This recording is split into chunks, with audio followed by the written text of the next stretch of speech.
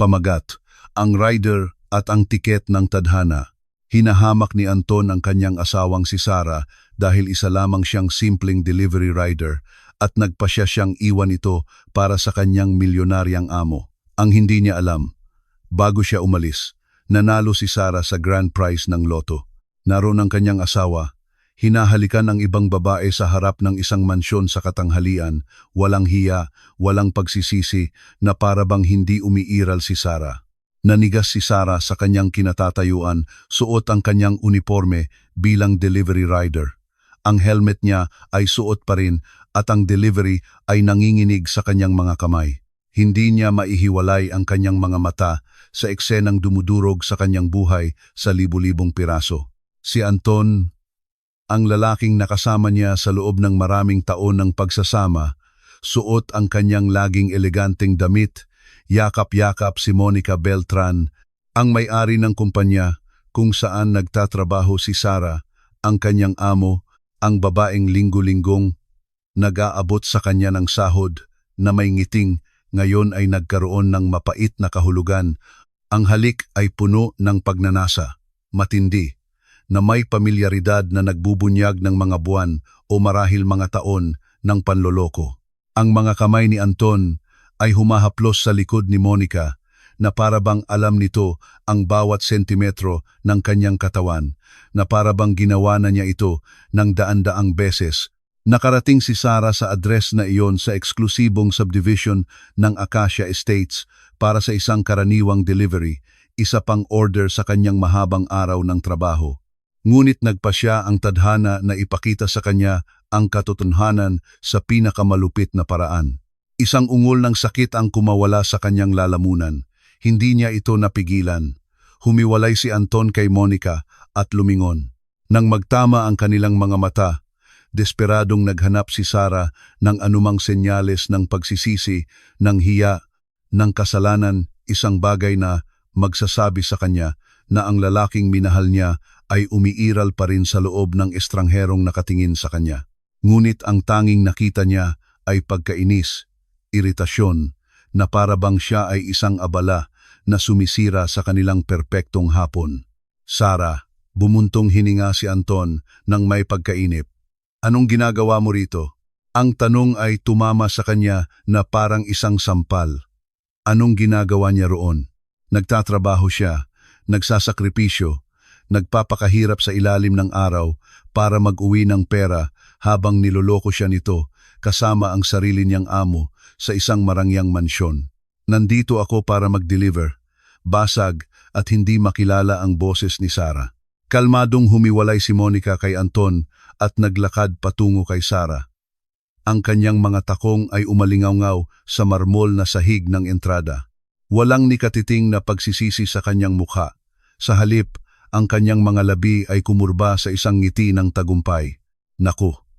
Ang awkward naman ng sitwasyon, sabi ni Monica na may peking awa, ang asawang rider, nahuli ang kanyang mister kasama ang isang tunay na babae, para tayong nasa murang teleserye. Kinuyom ni Sara ang kanyang mga kamao. Bumaon ang kanyang mga kuko sa kanyang palad hanggang sa halos dumugo. Ngunit halos hindi niya naramdaman ang pisikal na sakit. Ang sakit sa kanyang puso ay 1,000 beses na mas matindi. Anton, kailangan mong ipaliwanag kung anong nangyayari. Diretsong kinausap ni Sara ang kanyang asawa, nanginginig ngunit matatag ang kanyang boses. Tiningnan siya nito na may ekspresyong hindi pa niya nakita sa lahat ng taon nilang pagsasama. Paghamak. Dalisay at ganap na paghamak. Anong gusto mong ipaliwanag ko, Sara? Hindi ba't halata na? Naglakad si Anton patungo kay Monica at ipinulupot ang kanyang braso sa bewang nito ng natural. Ito ang gusto ko, ito ang nararapat sa akin. Isang babaeng matagumpay, elegante, naka-level ko. Ka-level mo? Naramdaman ni Sara na gumagalaw ang sahig sa ilalim ng kanyang mga paa. Ibinigay ko sa iyo ang lahat, Anton, lahat. Nagdoble shift ako para bayaran ang mga utang mo. Ibinenta ko ang mga alahas na minana ko sa nanay ko para bayaran ang mga credit card mo. Itinigil ko ang pag-aaral ko para ikaw, kita mo? Pinutol siya ni Anton na may malupit na tawa. Iyan mismo ang problema. Lagi mong isinusumbat sa akin ang mga sakripisyo mo. Lagi kang nagpapakabiktima. Lagi mong ipinapaalala sa akin na isa kang martir. Nakakapagod. Nakakapagod? Hindi makapaniwala si Sarah sa kanyang naririnig. Ang mahalin ka ay nakakapagod? Isang halakhak ang pinakawalan ni Monica na umalingaw-ngaw sa hangin na parang mga basag na kristal. Naku, mahal, ang pathetic mo. Tumingin ka sa paligid mo. Tingnan mo ang bahay na ito, ang damit ko, ako. At ngayon, tingnan mo ang sarili mo. Sa marumi mong uniforme, amoy pagkain at pawis. Talaga bang inakala mong ang isang lalaking may ambisyon tulad ni Anton ay makukuntento sa iyo magpakailanman? Ang mga salita ay bumagsak kay Sarah na parang asido. Hindi sinasadyang napayuko siya at tiningnan ang kanyang uniforme, ang mga mantsa ng maghapon, ang mga gusot ng pagsisikap, ang mga marka ng isang tapat ngunit simpleng buhay. Sarah, lumapit si Anton, ngunit hindi para aluin siya. Ang kanyang boses ay kasing lamig ng yelo. Magiging tapat ako sa iyo dahil sa tingin ko, nararapat mo iyon pagkatapos ng maraming taon. Mediocre ka. Mediocre ang buhay mo. Mediocre ang trabaho mo. Mediocre ang mga pangarap mo. At hindi ako ipinanganak para sa mediocrity. Bawat salita ay isang direktang saksak sa puso. Naramdaman ni Sarah ang mga luhang namumuo sa kanyang mga mata, ngunit tumanggi siyang hayaan itong tumulo. Hindi sa harap nila. Hindi niya ibibigay sa kanila ang kasiyahang iyon. Mediocre, ulit ni Sarah sa isang bulong. Ang magtrabaho ng tapat ay pagiging mediocre. Ang maging delivery rider sa edad mo ay pagiging talunan. Walang awang sagot ni Anton. Tanggapin mo ang katotohanan. Mahirap ka, Sarah. Lagi kang mahirap at mananatili kang mahirap. Kailangan ko ng isang taong hihila sa akin pataas, hindi isang taong hihila sa akin pababa. Lumapit si Monica kay Anton at hinalikan ito sa pisngi. Nagmamarka ng teritoryo. Mahal, huwag kang masyadong harsh sa kanya. Hindi niya kasalanan na ipinanganak siyang walang ambisyon. May mga taong sadyang nakatadhana para magsilbi sa iba. Siya ang nagdadala ng pagkain, tayo ang kumakain. Ganyan gumagana ang mundo. Tiningnan ni Sarah ang babaeng sa loob ng maraming taon ay ngumingiti sa kanya tuwing nagpapasahod. Ang babaeng tumatapik sa kanyang likod at nagsasabing isa siyang mahusay na empleyado. Lahat pala ay isang pagkukunwari. Isang malupit na panunuya habang ninanakaw ang kanyang asawa sa likod niya. Gaano na kayo katagal? Kailangan malaman ni Sarah. Kailangan niyang sukatin ang lalim ng kataksilan. Nagpalitan ng tingin sina Anton at Monica, isang tinging mas malinaw pa kaysa sa anumang salita. Sapat na para malaman na gusto naming magkasama habang buhay, sabi ni Monica na may matagumpay ng ngiti. Makikipag-divorce na sa iyo si Anton at magpapakasal kami. Planado na ang lahat. Honeymoon sa Europa. Isang buhay na puno ng luho na hindi mo kailanman maibibigay sa kanya. Naramdaman ni Sarah na gumuho ang mundo sa paligid niya. Hindi lang niya ito nawawala, matagal na siyang nawala. Lahat ng akala niya ay totoo. Lahat ng akala niyang mayroon sila ay isang kasinungalingan. Anton, tiningnan niya ito ng diretso sa mata sa huling pagkakataon. Hinahanap ang lalaking minsang nangako ng walang hanggang pag-ibig. Minahal mo ba ako talaga? Sa isang segundo, tila may gumalaw sa mga mata ni Anton, isang anino ng isang bano ng isang bagay na maaaring pagsisisi o marahil ay pagkailang lamang, ngunit nawala rin ito kasing bilis ng pagdating. Minahal kita, Sarah, sa paraan ko. Ngunit ang pag-ibig ay nangangailangan ng paghanga at mahirap hangaan ang isang taong kontento na sa kakarampot. Ang katahimikan na sumunod ay nakakabingi. Nag-ubo si Monica ng may pagkainip. Bueno, naging emosyonal na ito pero lumalamig na ang pagkain ko. Magkano ang order? Napayuko si Sarah sa thermal bag na hawak pa rin niya. Sa isang iglap, nakalimutan niyang naroroon siya para magtrabaho na kahit sa gitna ng pagkawasak ng kanyang buhay, isa pa rin siyang delivery rider na kailangang maghatid ng order at tumanggap ng bayad. 1,200 pesos, sabi ni Sarah na may ganap na walang laman na boses. Inilabas ni Monica ang kanyang pitaka at kumuha ng pera. Inabot niya ito kay Sarah na may parehong pagmamaliit na paraan ng pag-abot ng barya sa isang pulubi.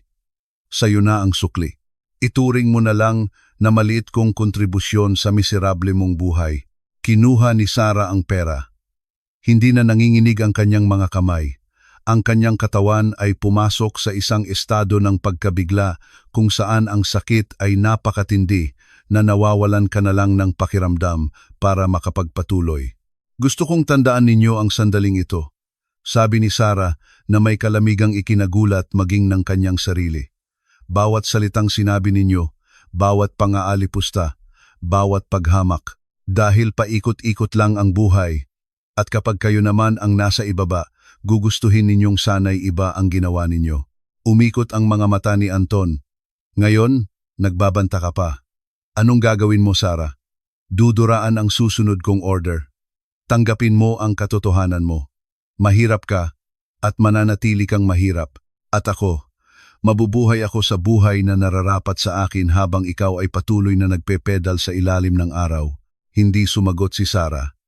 Tumalikod siya at naglakad patungo sa kanyang motorsiklo. Bawat hakbang ay isang pakikibaka laban sa tuluyang pagbagsak. Naramdaman niya ang mga mapanuyang tingin na nakatutok sa kanyang likod. Narinig niya ang mga bulungan at mahinang halakhak ng mag-asawa. Sumakay siya sa motorsiklo. Ang kanyang mga kamay ay nahanap ang mga susi dahil sa purong instinct. Pinaandar niya ang makina at, bago umalis, sumulyap siya sa huling pagkakataon sa mansyon. Nakalimutan na siya ni Anton. Muli na itong nakayakap kay Monica. May ibinubulong sa tainga nito na nagpapatawa rito. Hindi na umiiral si Sarah. Para sa kanya marahil ay hindi kailanman pinaandar niya ang motorsiklo at lumayo sa lugar na iyon. Sumabog ang mga luha nang lumiko siya sa unang kanto.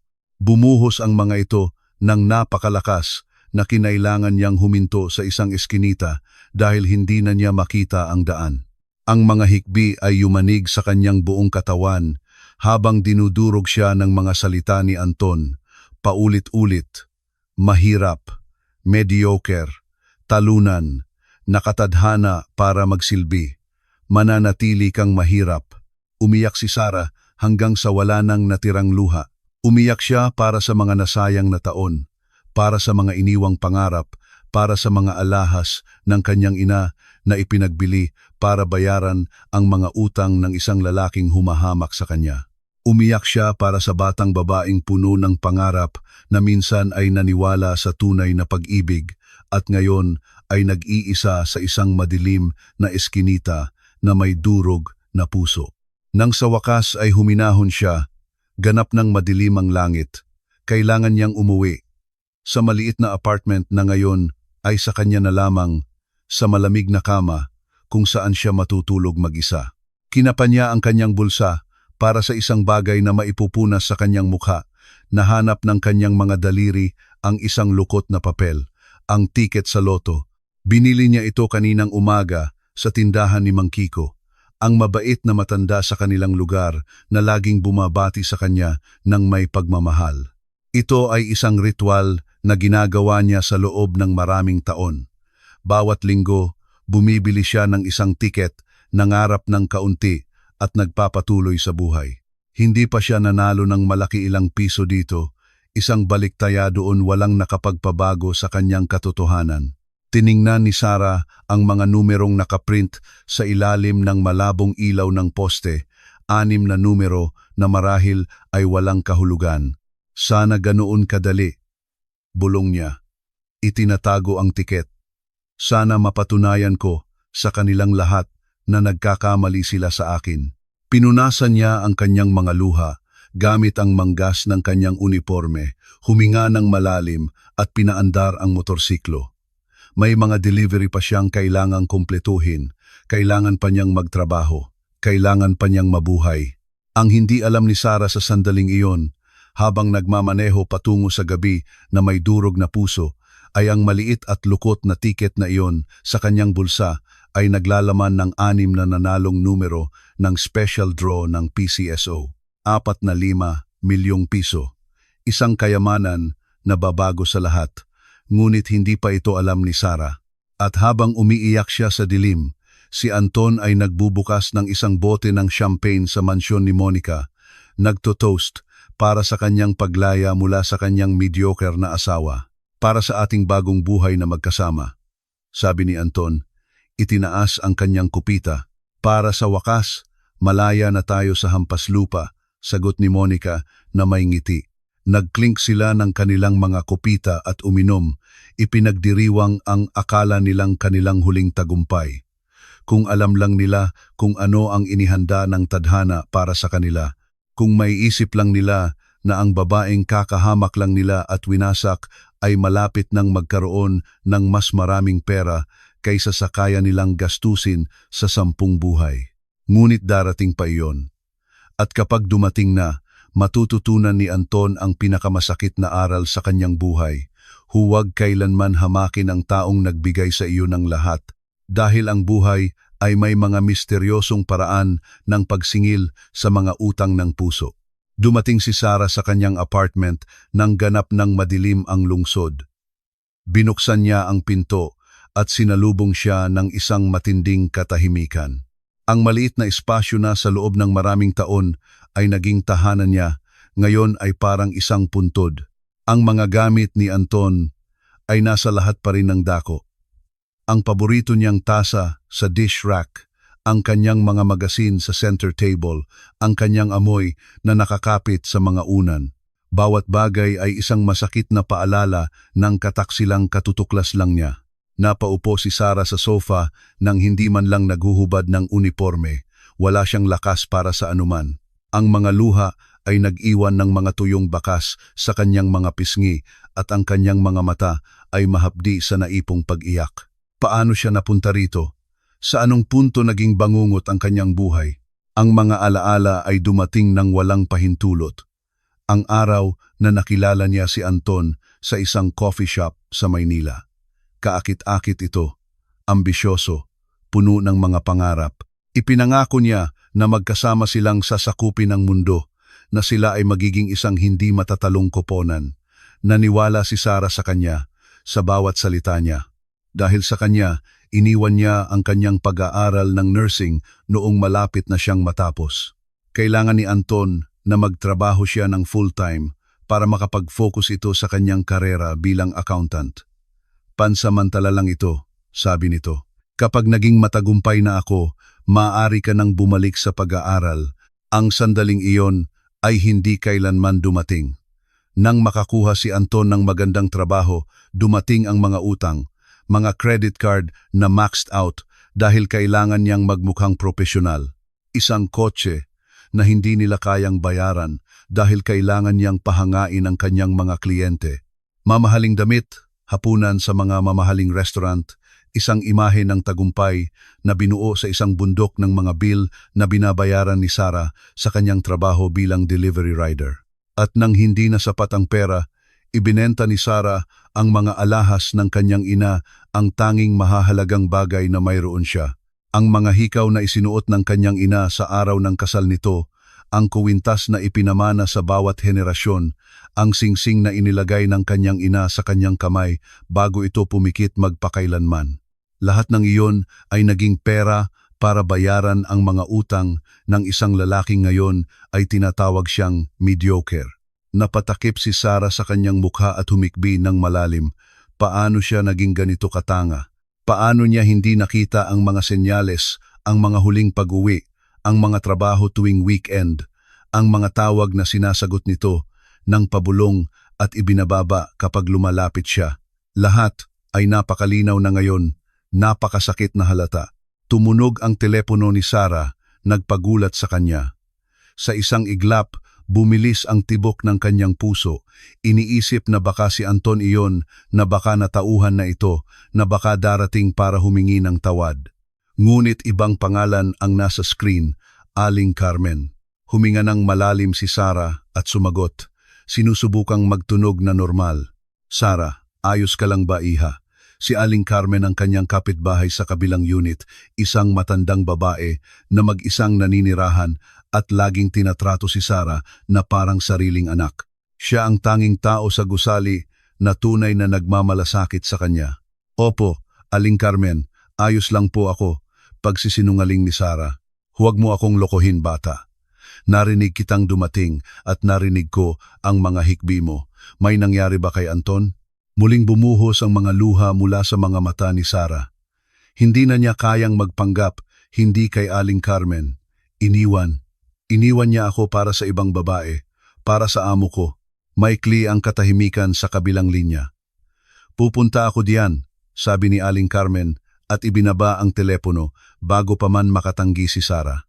Makalipas ang ilang minuto, nakaupo na ang matanda sa tabi ni Sarah sa sofa. Yakap-yakap ito habang inilalabas niya ang lahat ng sakit na daladala. Ikinuwento niya ang bawat detalye, ang halik sa harap ng mansyon, ang malulupit na salita, ang mga pang-aalipusta, ang paghamak. Tahimik na nakinig si Aling Carmen, hinahaplos ang buhok ni Sarah tulad ng gagawin ng isang ina. Hindi ka karapat-dapat sa lalaking iyon, sabi ng matanda nang matapos magsalita si Sarah. Walang lalaking ganyan ang trato sa isang babae, ang karapat-dapat sa iyong mga luha. Mas mahalaga ka kaysa sa kaya niyang unawain. Mas mahalaga. Mapait na tumawa si Sarah.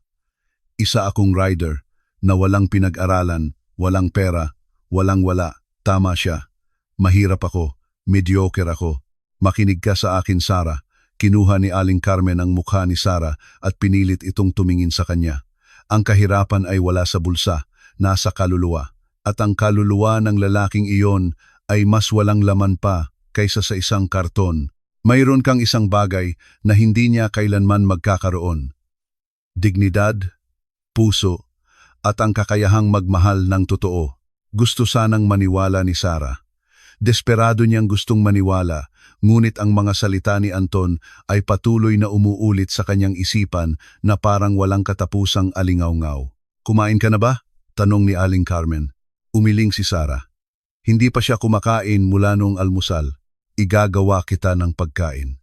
At habang ginagawa ko iyon, gusto kong maligo ka ng mainit at hubarin mo ang unipormeng iyan. Kailangan mong alagaan ang sarili mo, iha.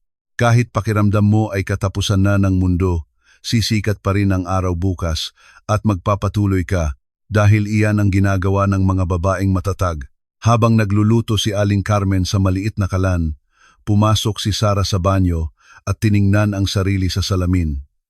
Ang babaeng nakatingin sa kanya ay isang estranghero, namamagang mga mata, lupaypay na mukha, isang ekspresyon ng ganap na pagkatalo. Dahan-dahan niyang hinubad ang uniforme. Nang hubarin niya ang kanyang damit, may nahulog sa sahig, ang tiket sa loto. Kinuha ito ni Sarah at tiningnan sandali. Ang 6 na numerong nakaprint ay tila nanunuya sa kanya. Ano ang tsansa na may halaga ang mga numerong iyon? Isa sa milyon-milyon, marahil isa sa daan-daang milyon. Itatapon na sana niya ito sa basurahan, ngunit may pumigil sa kanya. Marahil ay ang boses ni Mang Kiko na umalingaw-ngaw sa kanyang alaala. Ang pag-asa ang huling nawawala. Sarah, huwag kang titigil mangarap. Iniwan niya ang tiket sa lababo at pumasok sa shower. Ang mainit na tubig ay bumuhos sa kanyang katawan na parang isang biyaya. Sa isang sandali, nagawa niyang magpanggap na walang nangyari, na hindi wasak ang kanyang buhay, na bukas ay gigising siya at lahat ay isang masamang panaginip lamang. Ngunit ang mga bangungot ay nagtatapos kapag iminulat mo ang iyong mga mata. Ang katotohanan ito ay susundan siya sa bawat araw ng kanyang buhay. Paglabas niya ng banyo, nakita niya si Aling Carmen na naghahain ng isang mangkok ng mainit na sopas. Ang amoy ay pumuno sa maliit na apartment ng isang init na matagal nang hindi naramdaman ni Sarah. Kainin mo, utos ng matanda. Walang tatanggi, kailangan mo ng lakas. Sumunod si Sarah. Bawat kutsara ay isang maliit na akto ng kaligtasan, ng paglaban, ng pagtanggi na magpatalo. Alam niyo po kung ano ang pinakamasakit? Sabi ni Sarah sa pagitan ng mga subo. At ngayon, wala na akong natira. Mayroon kang trabaho, mayroon kang kalusugan, mayroon kang dignidad, sagot ni Aling Carmen. At mayroon kang isang bagay na hindi kailanman magkakaroon ang lalaking iyon, ang kakayahang muling buuin ang sarili, magsimulang muli, gawing lakas ang sakit. Noong gabing iyon, natulog si Sara sa sofa. Hindi niya kayang pumasok sa silid na ibinahagi niya kay Anton, hindi pa. Nanatili si Aling Carmen sa kanya hanggang sa makatulog siya, nangangakong babalik kinaumagahan. Ang mga sumunod na araw ay ang pinakamahirap sa buhay ni Sara. Dumating si Anton sa apartment para kunin ang kanyang mga gamit. Dumating ito na may rentang van at isang pag-uugaling mapagmataas na nagtulak kay Sara na sumigaw. Nagkulong siya sa banyo habang nag-iimpake ito, hindi kayang tingnan ito nang hindi umiiyak. Bago umalis, iniwan nito ang mga papeles ng diborsyo sa mesa na may isang nota. Pirmahan mo at ipadala. Huwag mo nang pahirapin ang mga bagay. Hindi ito humihingi ng anuman, hindi ang apartment, hindi ang mga kasangkapan, hindi ang anumang natitirang utang. Gusto lang nitong maglaho sa kanyang buhay na parabang hindi kailanman umiral. Nanginginig na pinirmahan ni Sara ang mga papeles. Sa trabaho, lalong lumala ang mga bagay. Hindi siya sinisanti ni Monica, ngunit pinarusahan siya sa ibang paraan. Ibinigay sa kanya ang pinakamahabang ruta, ang pinakapagod na schedule, ang pinakamahihirap na order. Bawat araw ay isang tahimik na pagpapahirap na idinisenyo para mapilitan siyang mag-resign. Ngunit hindi nag-resign si Sara. Hindi niya ibibigay sa kanila ang kasiyahang iyon. Isang hapon, habang nagpapahinga sa pagitan ng mga delivery, tumunog ang kanyang telepono. Isang hindi kilalang numero. "Ginang Sara Santos?" Tanong ng isang boses ng lalaki. "Opo. Ako nga po. Tumatawag po ako mula sa PCSO.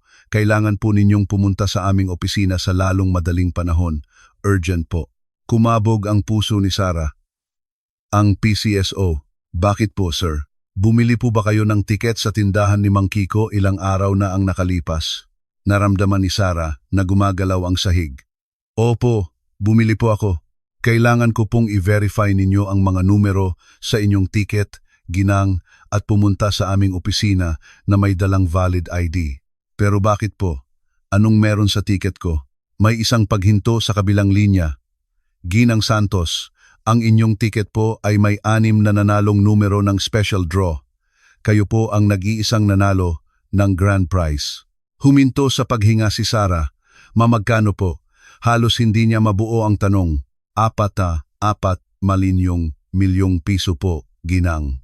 Pagkatapos ng buwis, makakatanggap po kayo ng humigit kumulang 4 mataninong milyon. Nabitawan ni Sara ang telepono. 376 milyon. Nanigas si Sara sa gitna ng kalye, hindi maproseso ang kanyang narinig. Ang mga taong dumadaan ay walang pakialam, hindi alam na ang babaeng nakauniforme ng rider na may ekspresyon ng pagkabigla ay naging isang milyonarya. Nanginginig na pinulot niya ang telepono. "Ma'am, andyan pa po ba kayo?" "Opo, nandito pa po." "Maaari po ba kayong pumunta bukas sa aming opisina? Kailangan po naming i-verify ang ticket at simulan ang proseso ng pag-claim ng premyo." "Opo, pupunta po ako." Ibinaba niya ang telepono at tinitigan ang screen. Bahagi niya ay kumbinsidong ito ay isang biro, isang scam, isang bagay na maglalaho kapag nagising siya. Tumatakbo, sumakay siya sa kanyang motorsiklo at mabilis na nagmaneho pa uwi. Hinanap niya ang tiket sa banyo.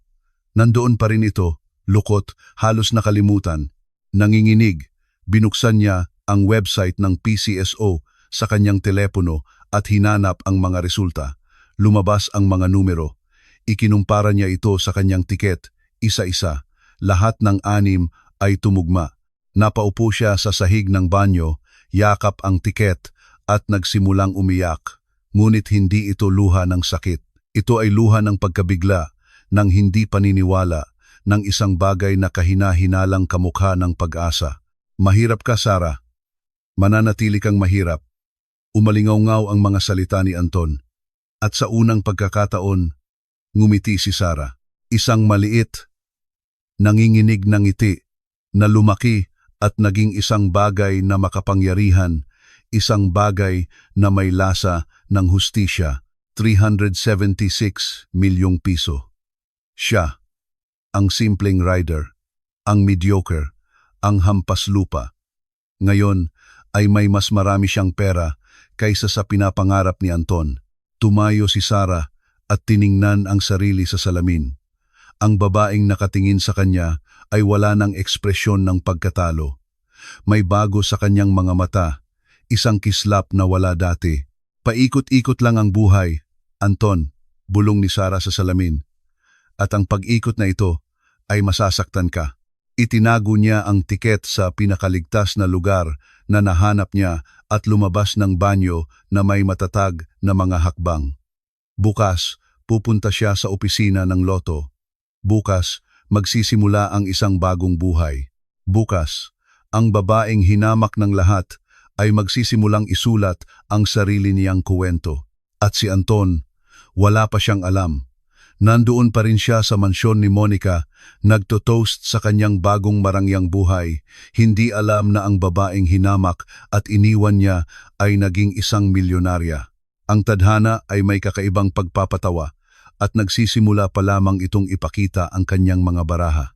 Gising si Sara buong gabi, yakap ang tiket ng loto na para bang ito ang pinakamahalagang kayamanan sa mundo.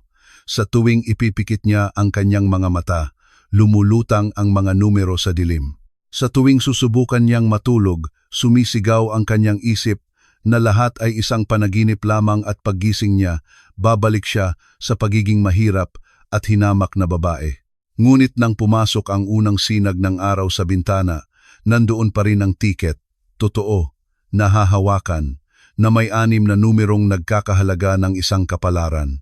Tumayo siya mula sa sofa kung saan siya natulog nitong mga nakaraang gabi, hindi kayang tumapak sa silid na ibinahagi niya kay Anton at tiningnan ang sarili sa salamin ng banyo. Ang babaeng nakatingin sa kanya ay may malalalim na eye bags at magulong buhok, ngunit mayroong kakaiba sa kanyang mga mata. Isang kislap na wala dati, isang ningning ng isang bagay na kahina-hinalang kamukha ng pag-asa. 376 milyong piso, bulong ni Sara sa salamin, tinitikman kung paano tumunog ang mga salita sa kanyang bibig. 376 milyon, hindi pa rin niya ito mapaniwalaan. Mabilis siyang naligo at naghanap sa kanyang aparador ng pinakamagandang damit na mayroon siya. Hindi ito marami. Isang madilim na pantalon na nabili niya sa sale at isang simpleng blusa na inilalaan niya para sa mga espesyal na okasyon. Nag-makeup siya ng bahagya para itago ang mga eye bags at tinipon ang kanyang buhok sa isang simpleng bun. Bago umalis, kumatok siya sa pinto ni Aling Carmen. Binuksan ng matanda na may nag-aalalang ekspresyon. Sara, may nangyari ba? Iba ang itsura mo, Aling Carmen. Kailangan ko po kayong isama sa isang lugar. Importante po. Ngayon? Hindi ka ba magtatrabaho? Ngumiti si Sara. Isang tunay na ngiti na hindi lumabas sa kanyang mukha mula noong kakilakilabot na hapong iyon. Ngayon po ay magre-report akong may sakit. Unang beses ko itong gagawin sa loob ng maraming taon, pero hindi ito maaaring maghintay. Pinag-aralan siya ni Aling Carmen ng may kuryosidad. Matagal na niyang kilala si Sara at hindi pa niya ito nakitang ganito. Mayroong isang bagay sa kanyang tingin, isang bagay na hindi maunawaan ng matanda. Siya, iha, bigyan mo ako ng 5 minuto para mag-ayos. Sa biyahe ng taxi patungo sa opisina ng PCSO, walang sinabi si Sara tungkol sa nangyayari.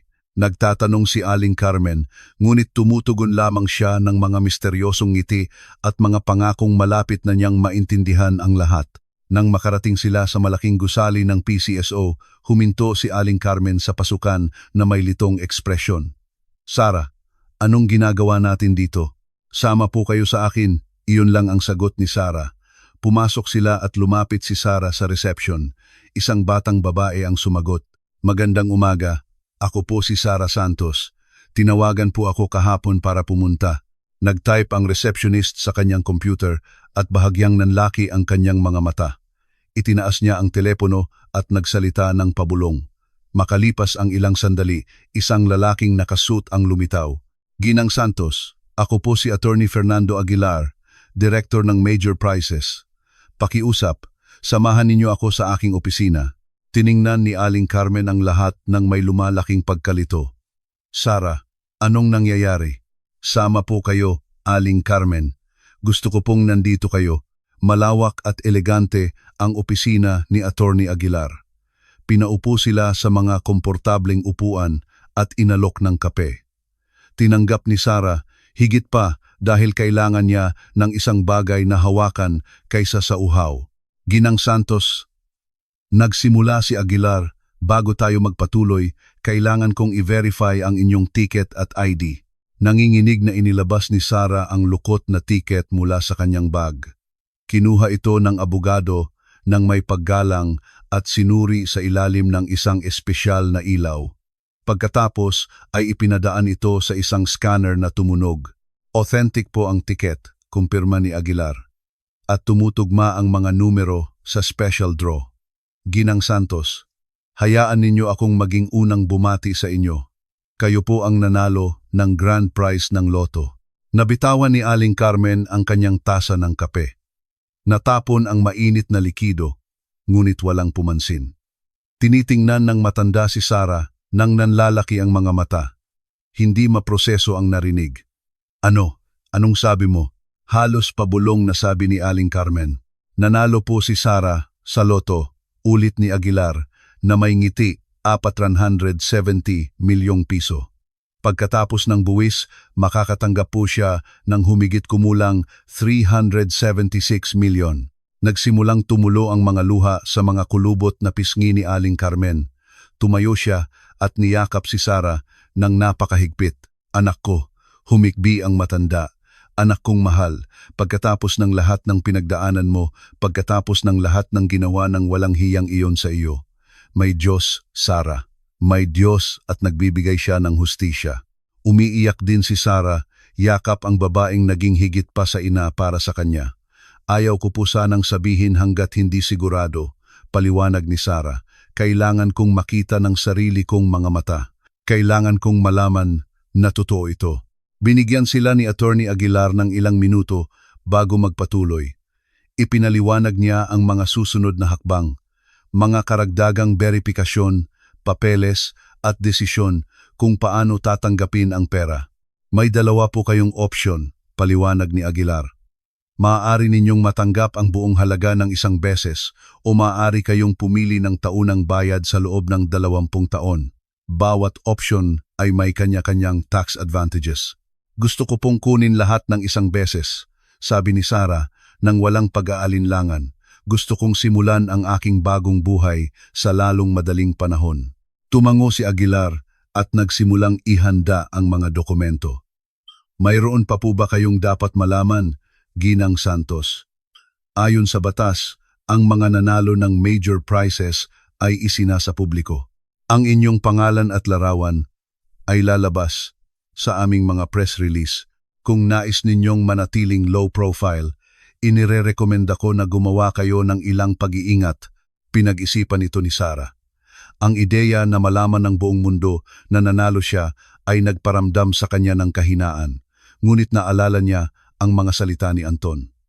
Mahirap ka, Sara. Mananatili kang mahirap. Isang mabagal na ngiti ang lumitaw sa kanyang mga labi. Kailan po lalabas ang public announcement? Karaniwan po naming inilalabas ito sa loob ng ilang linggo. Ngunit maaari naming i-delay kung kailangan ninyo ng oras para maghanda. Hindi po, sabi ni Sara nang may determinasyon. Gusto ko pong ilabas ito sa lalong madaling panahon. Tiningnan siya ni Aling Carmen. Sigurado ka ba, iha? Maraming tao ang gugustuhing samantalahin ka. Sigurado po ako. Hinigpitan ni Sara ang kamay ng matanda. May ilang tao na kailangang malaman ang balitang ito. At gusto kong makita ang kanilang mga mukha kapag nalaman nila. Tumagal ng ilang oras ang proseso. May mga form na pinunan, mga pag-verify ng pagkakakilanlan, mga konsultasyon sa mga abogado ng institusyon. Pumirma si Sara ng dokumento. Pagkatapos ng dokumento, bawat pirma ay naglalapit sa kanya sa kanyang bagong katotohanan. Nang sa wakas ay lumabas sila sa gusali, tirik na ang araw, Huminga ng malalim si Sarah, nararamdaman ang hangin na pumupuno sa kanyang mga baga sa ibang paraan, na para bang ito ang unang pagkakataon na tunay siyang huminga sa loob ng maraming taon. At ngayon, ano na, anak ko? Tanong ni Aling Carmen. Pinoproseso pa rin ang lahat. Ngayon po, kailangan kong mag-isip, magplano, ayaw kong magkamali. Sumakay sila ng taxi. Sa biyahe, tinitingnan ni Sarah ang mga kalye na pamilyar sa kanya, ang parehong mga kalye na dinaanan niya ng libu-libong beses. Lahat ay mukhang pareho, ngunit sa parehong pagkakataon, lahat ay iba. Sarah, malumanay na sabi ni Aling Carmen, anong gagawin mo kay Anton? Ang tanong ay nanatili sa hangin. Hindi ko pa po alam, pag-amin ni Sarah. Ngunit isang bagay ang sigurado ako. Magsisisi siya sa bawat salitang sinabi niya, sa bawat pang-aalipusta, sa bawat paghamak. Hindi nagdudulot ng kapayapaan ang paghihiganti, anak ko. Hindi po ito paghihiganti, Aling Carmen. Tiningnan siya ni Sarah na may mga matang nagniningning. Ito po ay hustisya. Iniwan niya ako dahil akala niya wala akong halaga, na mahirap ako at mananatiling mahirap. Gusto kong makita niya kung gaano siya nagkamali. Nang makarating sila sa gusali, may napansin si Sarah na nagpatigil sa kanyang puso. Nakaparada sa harap ang kotse ni Anton, ang parehong kotseng nakita niya sa harap ng mansyon ni Monica. Anong ginagawa niya rito? Bulong ni Aling Carmen. Hindi ko po alam, pero aalamin ko. Umakyat si Sarah sa hagdanan kasama si Aling Carmen. Nang makarating siya sa kanyang palapag, nakita niya si Anton na nakatayo sa harap ng kanyang pinto. Sarah? Saan ka ba galing? Kanina pa kita hinihintay. Tiningnan siya ni Sarah. Ang lalaking nasa harap niya ay hindi na nagdudulot ng parehong sakit. Ngayon ay nakakaramdam na lang siya ng pinaghalong awa at inaasahang kasiyahan. Anong kailangan mo, Anton? Kailangan kitang makausap. Tungkol sa diborsyo, pinirmahan ko na ang mga papeles. Ipinadala ko na. Alam ko, pero may problema. Kinamot ni Anton ang kanyang buhok. May ilang utang pala akong nakalimutan. Mga utang na technically ay nakapangalan sa ating dalawa. Naramdaman ni Sarah ang galit. Siyempre, mas maraming utang, mas maraming problema na siya ang lumikha at inaasahan niyang aayusin niya. Magkano? 200,000 pesos. Galing sa isang credit card na kinuha ko para sa mga gastusin sa opisina. Halos matawa si Sarah. Gastusin sa opisina. Siguradong mga regalo para kay Monica, mga romantikong hapunan, mga weekend getaway lahat, binayaran ng perang inaasahan niyang tutulungan niyang bayaran. Wala akong 200,000 pesos, Anton. Isa lang akong simpleng rider, tandaan mo, mahirap at mediocre. Nagpakita ng pagkailang si Anton. Tingnan mo, alam kong masama ang pagtatapos natin, pero legal na utang nating dalawa iyon. Kung hindi natin babayaran, maaapektuhan din ang credit history mo. Ang credit history ko? Ulit ni Sarah. Ngayon nag-aalala ka na sa credit history ko? Sarah, pakiusap, hindi ako naparito para makipag-away. Kailangan ko lang ng tulong mo dito at hindi mo na ako muling makikita. Pinag-aralan siya ni Sarah. Ang lalaking nasa harap niya ay kaawa-awa, isang sinungaling, isang taksil, isang duwag na hindi kayang harapin ang mga kahihinatnan ng kanyang mga desisyon. At wala siyang kaalam-alam na ang babaeng hinahamak niya ay mayroon ng mas maraming pera kaysa sa kaya niyang isipin. Sige, sabi ni Sarah, babayaran ko ang mga utang na iyon. Napapikit si Anton sa gulat. Talaga? Ganoon kadali? Ganoon kadali. Pero may isang kondisyon, na hindi mo na ako hahanapin, kahit kailan. Walang tawag, walang text, walang pagbisita. Maglaho ka na ng tuluyan sa buhay ko. Mabilis na tumango si Anton. Deal. Ipinapangako ko, bigyan mo ako ng ilang araw para makalikom ng pera. Inilabas ni Sarah ang kanyang mga susi at binuksan ang pinto. Kokontakin kita kapag handa na. Salamat, Sarah. Talaga, alam kong maaasahan kita. Huminto si Sarah sa pintuan at tiningnan siya. Huwag kang magpasalamat sa akin, Anton. Tandaan mo lang ang sandaling ito. Tandaan mong lumapit ka sa akin para humingi ng tulong sa babaeng mahirap at mediocre, na iniwan mo dahil malapit mo nang hilingin na sana'y iba ang ginawa mo. Bago pa man makasagot si Anton, isinara ni Sara ang pinto sa kanyang mukha. Si Aling Carmen, na nanood mula sa pasilyo, ay pumasok. Babayaran mo ba talaga ang mga utang na iyon? Opo. Ngumiti si Sara. Babayaran ko ang bawat sentimo. Bakit? Pagkatapos ng lahat ng ginawa niya sa iyo, dahil gusto kong makaramdam siya ng ginhawa, gusto kong isipin niyang nakalusot siya. Gusto kong patuloy siyang maniwala na ako pa rin ang dating tanga at kontentong Sara. Ang mga mata ni Sara ay nagniningning sa isang bagay na hindi pa nakita ni Aling Carmen dati. At pagkatapos, kapag nakita niya ang aking larawan sa balita, kapag nalaman niyang nanalo ako sa loto, kapag napagtanto niyang ang babaeng hinahamak niya ay milyonarya na, doon niya maiintindihan ang tunay na kahulugan ng pagsisisi. Tahimik siyang pinanood ni Aling Carmen. Pagkatapos, isang ngiti ang lumitaw sa kanyang mga labi. Lagi kong alam na espesyal ka, anak ko. Ngunit ngayon, nakikita ko na matalino ka rin. Naglakad si Sara sa bintana at tumingin sa labas. Sa isang lugar sa lungsod, nagmamaneho si Anton pabalik sa mansyon ni Monica. Kontento na naayos na ang kanyang problema sa pera. Wala siyang kaalam-alam sa kung ano ang darating. Wala siyang kaalam-alam na malapit nang gumuho ang kanyang perpektong mundo at si Sara ay magagalak sa bawat segundo ng kanyang pagbagsak. Dumating ang pera sa account ni Sara sa loob lamang ng ilang araw, 376 milyong piso. Lumalabas ang numero sa screen ng kanyang telepono tuwing binubuksan niya ang kanyang banking app at sa tuwing nakikita niya ito, kailangan niyang kurutin ang sarili para kumpirmahing hindi siya nananaginip. Ang unang ginawa niya ay tuparin ang kanyang pangako. Binayaran niya ang 200,000 pisong utang ni Anton. Inilipat niya ang pera direkta sa kumpanya ng credit card at ipinadala ang resibo sa kanyang dating asawa na may isang simpleng mensahe. "Huwag mo na akong kontakin." Sumagot si Anton ng isang maikling salamat at isang thumbs up emoji. Ngumiti si Sara nang makita ang mensahe. Wala pa rin siyang hinala. Nakikita pa rin niya siya bilang ang dating desperado at sunod-sunurang babae na iniwan niya. Malapit nang mabasag ang imaheng iyon. Ngunit bago malaman ng mundo ang kanyang kapalaran, may mga plano si Sara na kailangang isagawa, mga planong binuo niya sa kanyang isip sa mga gabing walang tulog, habang ang sakit ng kataksilan ay dahan-dahang nagiging determinasyon. Ang pangalawang ginawa niya ay mag-resign sa kanyang trabaho. Dumating siya sa opisina ng Beltran Express isang umaga, suot ang kanyang malinis na uniforme at may resignation letter sa kanyang bulsa.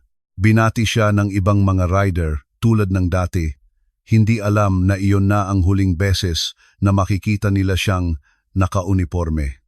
Umakyat si Sara sa hagdanan patungo sa opisina ni Monica Beltran. Bawat hakbang ay isang hakbang patungo sa kanyang kalayaan. Kumatok siya sa pinto at naghintay. Tuloy. Ang boses ni Monica ay tunog na iinip. Pumasok si Sara at nakita ang kanyang dating amo na nakaupo sa likod ng isang malaking mesa, napapaligiran ng mga luho na malamang ay binili niya mula sa kita sa trabaho ng mga taong tulad niya. Tumingala si Monica mula sa kanyang computer at nagbago ang kanyang ekspresyon. "Sara," sabi niya, sa tonong kilala ni Sara. "Anong ginagawa mo rito? 2 oras pa bago magsimula ang shift mo. Nandito ako para ibigay ito sa iyo." Inilagay ni Sara ang sobre sa mesa. Kinuha ito ni Monica at binuksan. Mabilis na dumaan ang kanyang mga mata sa papel. "Resignation? Nagre-resign ka?" Isang mapanuyang tawa ang kumawala sa kanyang mga labi. "At ano ang plano mong gawin? Mamatay sa gutom? Wala kang pinag-aralan. Wala kang karanasan sa iba. Walang matinong kumpanya ang kukuha sa iyo." Nanatiling kalmado si Sara. "Hindi mo na iyon problema, Monica. Tama ka." "Hindi nga." Sumandal si Monica sa kanyang upuan. Bagamat nagulat ako. Akala ko mananatili ka ritong gumagapang tulad ng isang ipis na hindi alam kung kailan susuko. Ang mga salita ay makamandag, idinisenyo para manakit. Ngunit si Sarah ay hindi na ang dating mahinang babae. Ngayon ay mayroon siyang hindi nakikitang kalasag. Alam mo, Monica, matagal kong inisip kung ano ang nakita ni Anton sa iyo. Maganda ka, oo. Mayaman ka, oo. Ngunit sa ilalim ng lahat ng iyon, walang laman. Tumayo si Monica. Ang kanyang mga mata ay nagniningning sa galit. Paano mo ako kinakausap ng ganyan? Nasa akin ang lahat ng hindi mo kailanman magkakaroon, tagumpay, kapangyarihan. Nasa akin ang lalaking hindi mo napanatili. Nasa iyo ang isang lalaking nanloloko sa mga babaeng nagtitiwala sa kanya, kalmadong sagot ni Sarah. Kung nagawa niya ito sa akin, ano sa tingin mo ang hindi niya gagawin sa iyo? Iba ang relasyon namin. Mahal talaga ako ni Anton. Mahal ni Anton ang pera mo, ang mansyon mo, ang madaling buhay na ibinibigay mo sa kanya. Ngunit ikaw, Monica, hindi kanya mahal dahil hindi marunong magmahal si Anton ng iba maliban sa sarili niya. Inikot ni Monica ang mesa at lumapit kay Sarah. Ang kanyang mamahaling pabango ay pumuno sa hangin ngunit hindi umatras si Sarah. Makinig ka, hampas lupa. Bumulong si Monica. Maari kang mag-resign, maari mong sabihin ang gusto mo, ngunit sa huli, mananatili akong mayaman at matagumpay, at ikaw ay mananatiling isang nobody. Ganyan gumagana ang mundo. Ang mga nanalo ay nananalo, at ang mga talunan ay natatalo. At ikaw, Sarah, ipinanganak kang talunan. Ngumiti si Sarah. Isang malawak at tunay na ngiti na ikinalito ni Monica. Salamat sa lahat, Monica. Talaga, salamat sa pagpapakita kung sino talaga ang asawa ko. Salamat sa pagpapalaya sa akin. At salamat sa mga salitang ito. Tatandaan ko ito ng matagal. Tumalikod siya. Bago umalis, huminto siya at tiningnan si Monica. Isa pa. Inirerekomenda kong manood ka ng balita ngayong linggo. Sa tingin ko, mayroong isang bagay na magiging interesante sa iyo. Umalis siya bago pa man makasagot si Monica. Ang mga sumunod na araw ay puno ng paghahanda. Kumuha si Sarah ng isang financial lawyer na inirekomenda ni Attorney Aguilar, isang seryosong lalaki na nagngangalang Roberto Fuentes, na tumulong sa kanya na maunawaan kung paano pangasiwaan ang kanyang bagong kayamanan. Karamihan sa mga nanalo sa loto ay nauubos ang kanilang pera sa loob ng ilang taon, babala ni Attorney Fuentes. Gastos sila ng walang kontrol, gumagawa ng mga mapanganib na pamumuhunan, nagtitiwala sa maling tao. Gusto kong siguraduhin na hindi iyan mangyayari sa iyo. Huwag po kayong mag-alala, sagot ni Sarah. Alam ko po kung ano ang gusto kong gawin sa perang ito. Magkasama silang bumuo ng isang matatag na plano mga ligtas na pamumuhunan, isang emergency fund at isang halaga para sa tinatawag ni Sarah na kanyang espesyal na proyekto.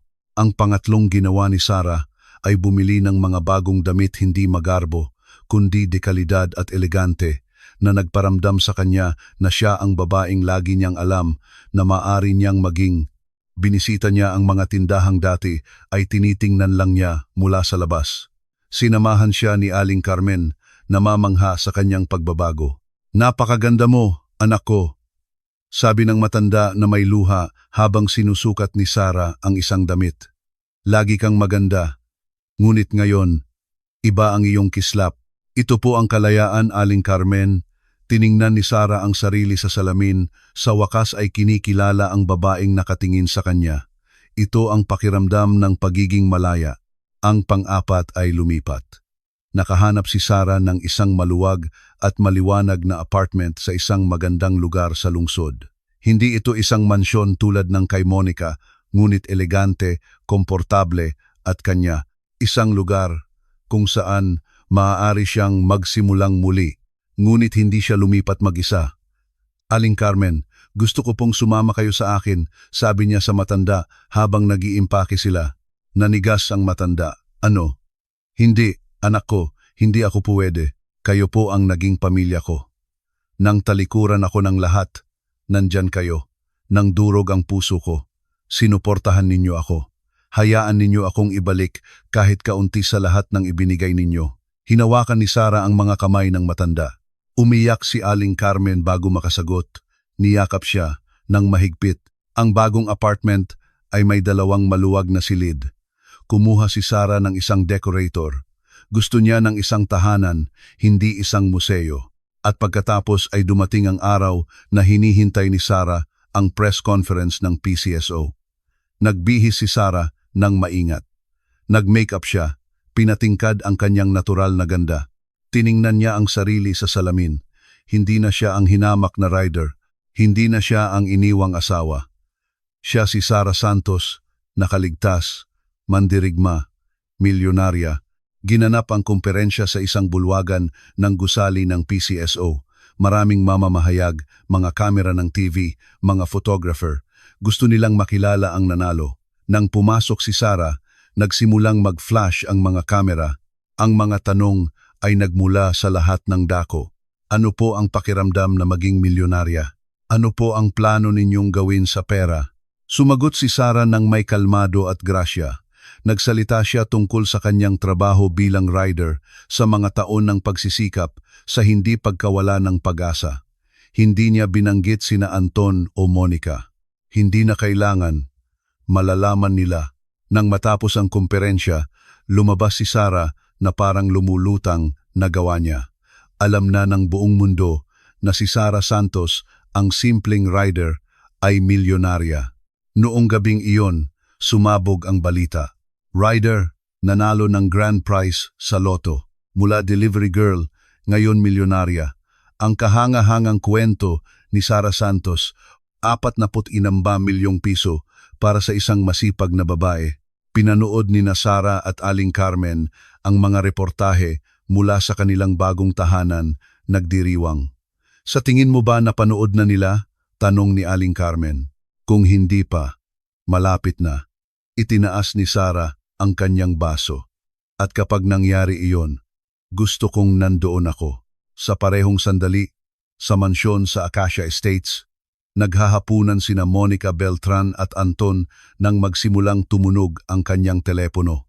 Mga mensahe mula sa mga kaibigan, mga abiso, mga missed call. Anong nangyayari? Tanong ni Anton. Namutla si Monica. Nanlaki ang kanyang mga mata.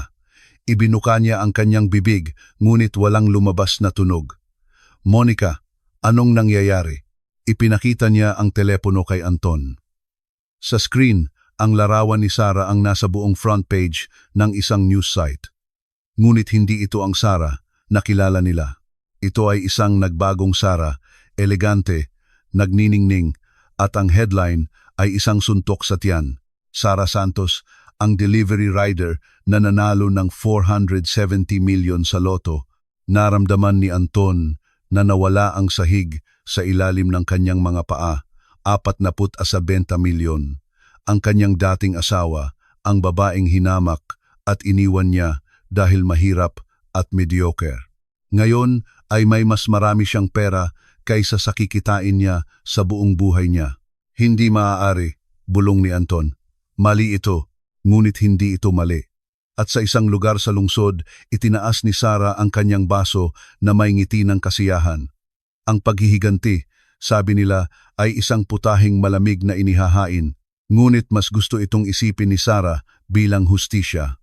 Isang hustisya na nagsisimula pa lamang dahil hindi pa alam ni Anton ang pinakamasama.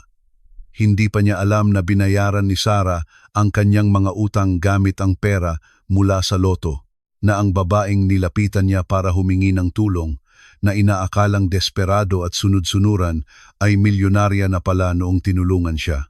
Kapag tumama ang katotohanang iyon, ang sakit ay magiging mas matindi.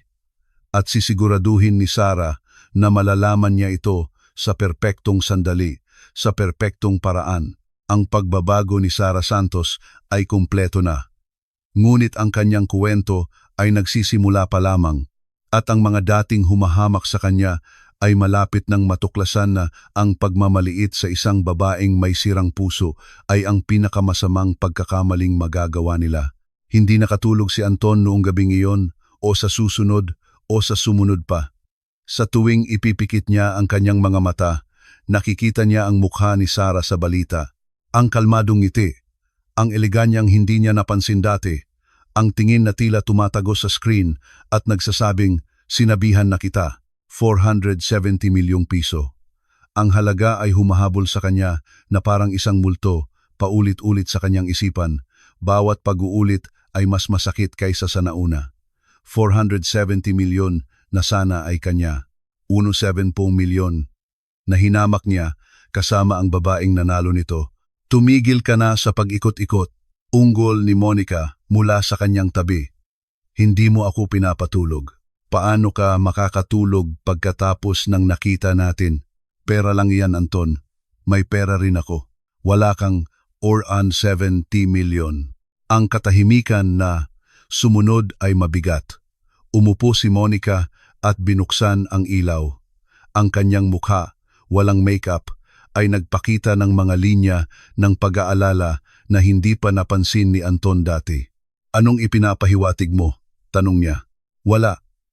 Pinoproseso ko lang ang lahat. Pinoproseso ang ano? Na ang dati mong asawa ay mas mayaman na sa akin? Iyon ba ang bumabagabag sa iyo? Hindi sumagot si Anton. Dahil iyon mismo ang katotohanan.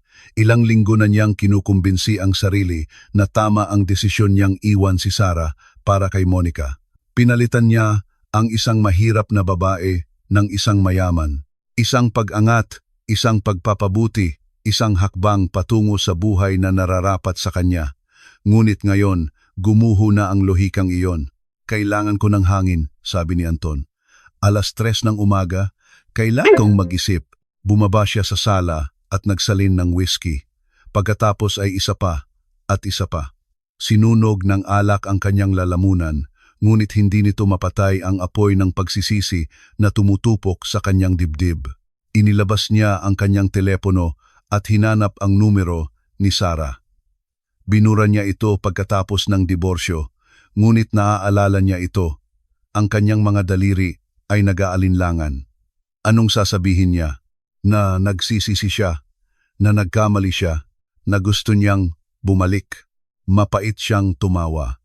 Hinding-hindi siya tatanggapin ni Sarah, hindi pagkatapos ng lahat ng sinabi niya. Hindi pagkatapos siyang hiyain, hindi pagkatapos siyang tawaging mahirap, mediocre, talunan. At pagkatapos ay may naalala siyang nagpayelo sa kanyang dugo, ang 200,000 piso. Binayaran ni Sarah ang kanyang mga utang.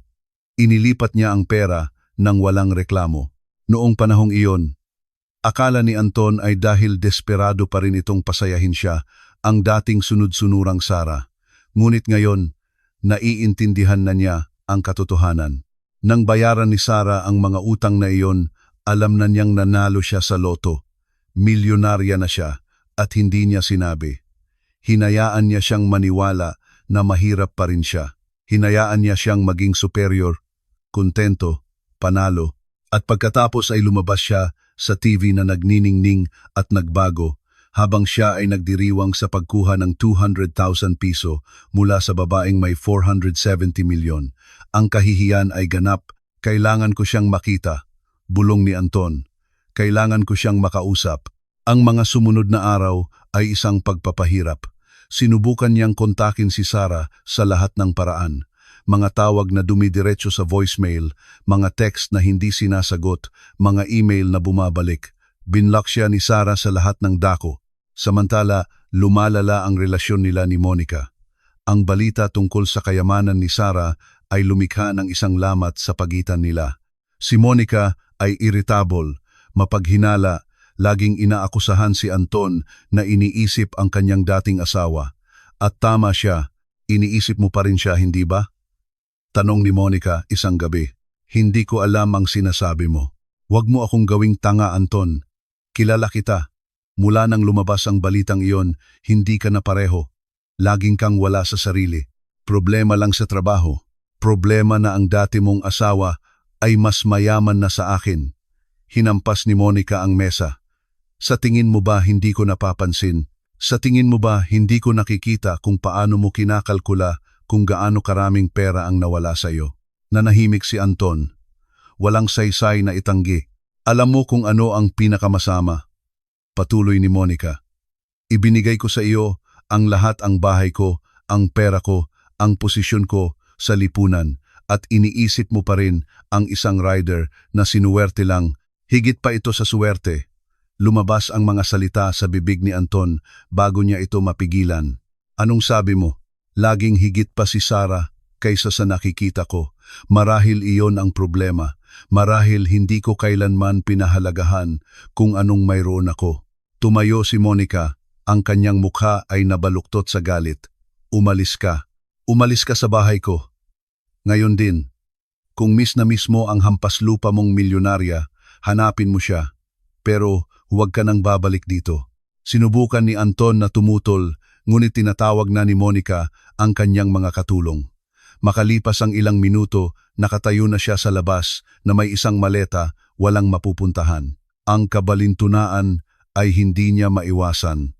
Ilang linggo lang ang nakalipas, siya ang nang-iwan. Ngayon, siya na ang iniwan. Samantala, si Sarah ay namumuhay sa kanyang bagong katotohanan. Binago ng pera ang maraming bagay, ngunit hindi nito binago kung sino siya.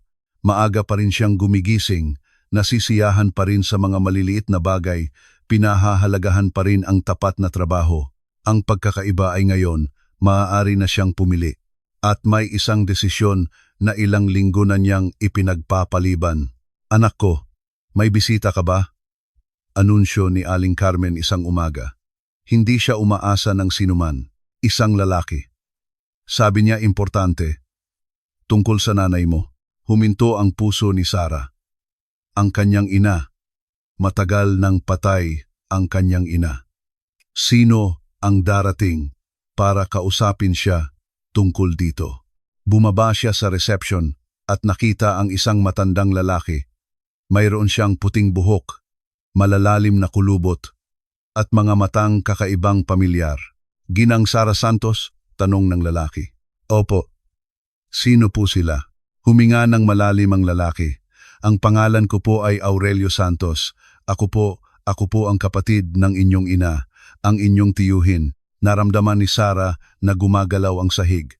Hindi kailanman nabanggit ng kanyang ina na mayroon siyang kapatid. Imposible po. Walang kapatid ang nanay ko. Mayroon. Ngunit nagkaroon kami ng isang matinding away na naghiwalay sa amin. Nang gusto kong makipag-ayos, huli na. Pumanaw na si Elena. Elena. Ang pangalan ng kanyang ina. Alam ng lalaking ito ang pangalan ng kanyang ina. Bakit po kayo naparito ngayon? Tanong ni Sarah. Dahil nakita ninyo sa balita na nanalo ako sa loto? Hindi. Umiling si Aurelio. Ilang taon na, kitang hinahanap. Kumuha ako ng mga investigador. Naghanap ako sa mga record. Ginawa ko ang lahat para mahanap ka. Ngunit wala akong gaanong impormasyon. Nang makita ko ang balita, ang iyong pangalan at mukha, alam kong ikaw iyon. Magkamukha kayo ng iyong ina. Hindi alam ni Sarah kung ano ang iisipin. Mapagkakatiwalaan ba niya ang lalaking ito? Kailangan ko po ng oras para iproseso ito, sabi niya. Naiintindihan ko. Inilabas ni Aurelio ang isang sobre. Narito po ang aking contact information at mayroon pa pong iba, mga sulat. Mga sulat na isinulat sa akin ng iyong ina bago kami nag-away. Iningatan ko ito. Baka gusto mong basahin. Nanginginig na kinuha ni Sarah ang sobre, mga sulat mula sa kanyang ina, isang koneksyon sa nakaraan na hindi niya inakalang umiiral. Salamat po, bulong niya. Huwag ka munang magpasalamat, malungkot nang umiti si Aurelio. Marami pa akong kailangang ipaliwanag tungkol sa ating pamilya kung bakit kami nag-away ng iyong ina tungkol sa isang mana na hindi niya kailanman kinuha at legal na sa iyo. Mana. Ang lolo mo, ang aking ama, ay may-ari ng mga lupain sa probinsya. Nang mamatay siya, hinati niya ito sa amin ni Elena. Ngunit hindi niya kinuha ang kanyang parte. Masyado siyang proud. Masyadong nasaktan. Ang mga lupaing iyon ay nandoon pa rin. Sarah, naghihintay sa iyo. Umiikot ang isip ni Sarah. Napakaraming impormasyon. Isang tiyuhin na hindi niya alam na umiiral. Mga sulat mula sa kanyang ina, isang misteryosong mana. Kailangan ko pong i-verify ang lahat ng ito, sabi ni Sarah. Siyempre, Handa akong magpa-DNA test, magpakita ng mga dokumento, kahit ano. Gusto ko lang ng pagkakataong makilala ang anak ng aking kapatid na ayusin kahit kaunti ang pinsalang idinulot ko. Nagpaalam si Aurelio at umakyat si Sara sa kanyang apartment. Ikinuwento niya ang lahat kay Aling Carmen. Sa tingin mo ba? Totoo ito? Tanong ng matanda. Hindi ko po alam, pero aalamin ko. Noong gabing iyon, binuksan ni Sara ang sobre at binasa ang mga sulat. 5 lahat. Dinala siya ng mga salita ni Elena sa isang nakaraan na hindi niya alam. Nagsasalita ito ng mga pangarap, pag-asa, pag-ibig at isang away sa pamilya dahil sa pera at pride. At nagsasalita ito ng isang pangako na balang araw kapag naghilom na ang mga sugat, babalikan ni Elena ang kanyang kapatid. Ang pangakong iyon ay hindi natupad. Umiyak si Sara habang nagbabasa. Umiyak siya para sa inang nawala ng maaga. Umiyak siya para sa pamilyang hindi niya nakilala. Ngunit naramdaman din niya ang isang bagong determinasyon, isang pangangailangang malaman ang buong katotohanan.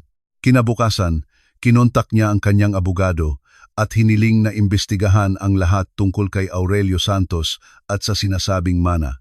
Habang naghihintay, nakatanggap si Sara ng isang balita na ikinagulat niya. Nakita si Anton na naglalakad malapit sa kanyang gusali. Ipinagbigay alam ito ng guwardiya. Isang lalaking tumutugma sa description ng kanyang dating asawa ang nakaupo sa isang bangko sa parke sa tapat, nakatingin sa mga bintana. Naramdaman ni Sara ang pinaghalong emosyon. Galit, kasiyahan at kuryosidad. Gusto mo bang tawagan ko ang pulis? Tanong ni Aling Carmen. Hindi pa po. Kung gayon, anong gagawin mo? Tumingin si Sara sa bintana. Mula sa kanyang taas, nakita niya ang isang malungkot na figura. Kaawa-awa, talunan eksakto tulad ng naramdaman niya noong gabing iyon sa eskinita. Bababa po ako para kausapin siya. Sigurado ka ba, iha? Hindi po. Bahagyang ngumiti si Sara. Ngunit may mga bagay akong kailangang sabihin. Mga bagay na ilang linggo ko nang iniingatan. At sa tingin ko, oras na para pakawalan ang mga ito. Tiningnan niya ang sarili sa salamin. Ang babaeng nakatingin sa kanya ay hindi na ang hinamak na rider. Siya ay isang bagong tao, mas malakas, handang harapin ang mga multo ng kanyang nakaraan. At si Anton, ang pinakamalaking multo sa lahat. Bumaba si Sara sa hagdanan, malakas ang tibok ng kanyang puso. Bawat hakbang ay isang hakbang patungo sa paghaharap na daan-daang beses niyang inisip. Inensayo niya ang mga salita, pinraktis ang ekspresyon. Ngunit nang makita niya si Anton sa bangko gusot ang damit, hindi ahit, may malalalim na eyebags na wala ang lahat ng inensayong salita. Ang lalaking nasa harap niya ay hindi na ang parehong nagyabang na lalaki. Ito ay isang sirang lalaki, isang lalaking nawalan ng lahat ng akala niyang mahalaga. At hindi awa ang naramdaman ni Sara, naramdaman niya ang hustisya. Tumingala si Anton at nagtama ang kanilang mga mata. Sa isang sandali, walang nagsalita. Sara, basag ang boses ni Anton. Kailangan kitang makita. Nakita mo na ako. Maari ka nang umalis. Pakiusap, bigyan mo ako ng 5 minuto. Para lang ipaliwanag ang ano, Anton, na ginamit mo ako, na niloko mo ako, na hinamak mo ako. Lumayo si Sara, walang dapat ipaliwanag. Tumayo si Anton, bahagyang natumba. Napansin ni Sara ang mga mantsa sa kanyang damit, ang amoy alak, ang desperasyong nakaukit sa kanyang mukha. Sinira ko ang lahat, sabi niya. Alam ko, naging gago ako. Duwag, sinungaling. Lahat ng gusto mong itawag sa akin, deserve ko. Hindi ako naparito para pakinggan ang mga pag-amin mo. Kung gayon, bakit ka bumaba? Nag-isip si Sara. Bakit nga ba siya bumaba? Naparito ako dahil kailangan kong isara ang kabanatang ito, sagot niya. Kailangan kitang tingnan sa mata at sabihin ang isang bagay na matagal ko nang iniingatan.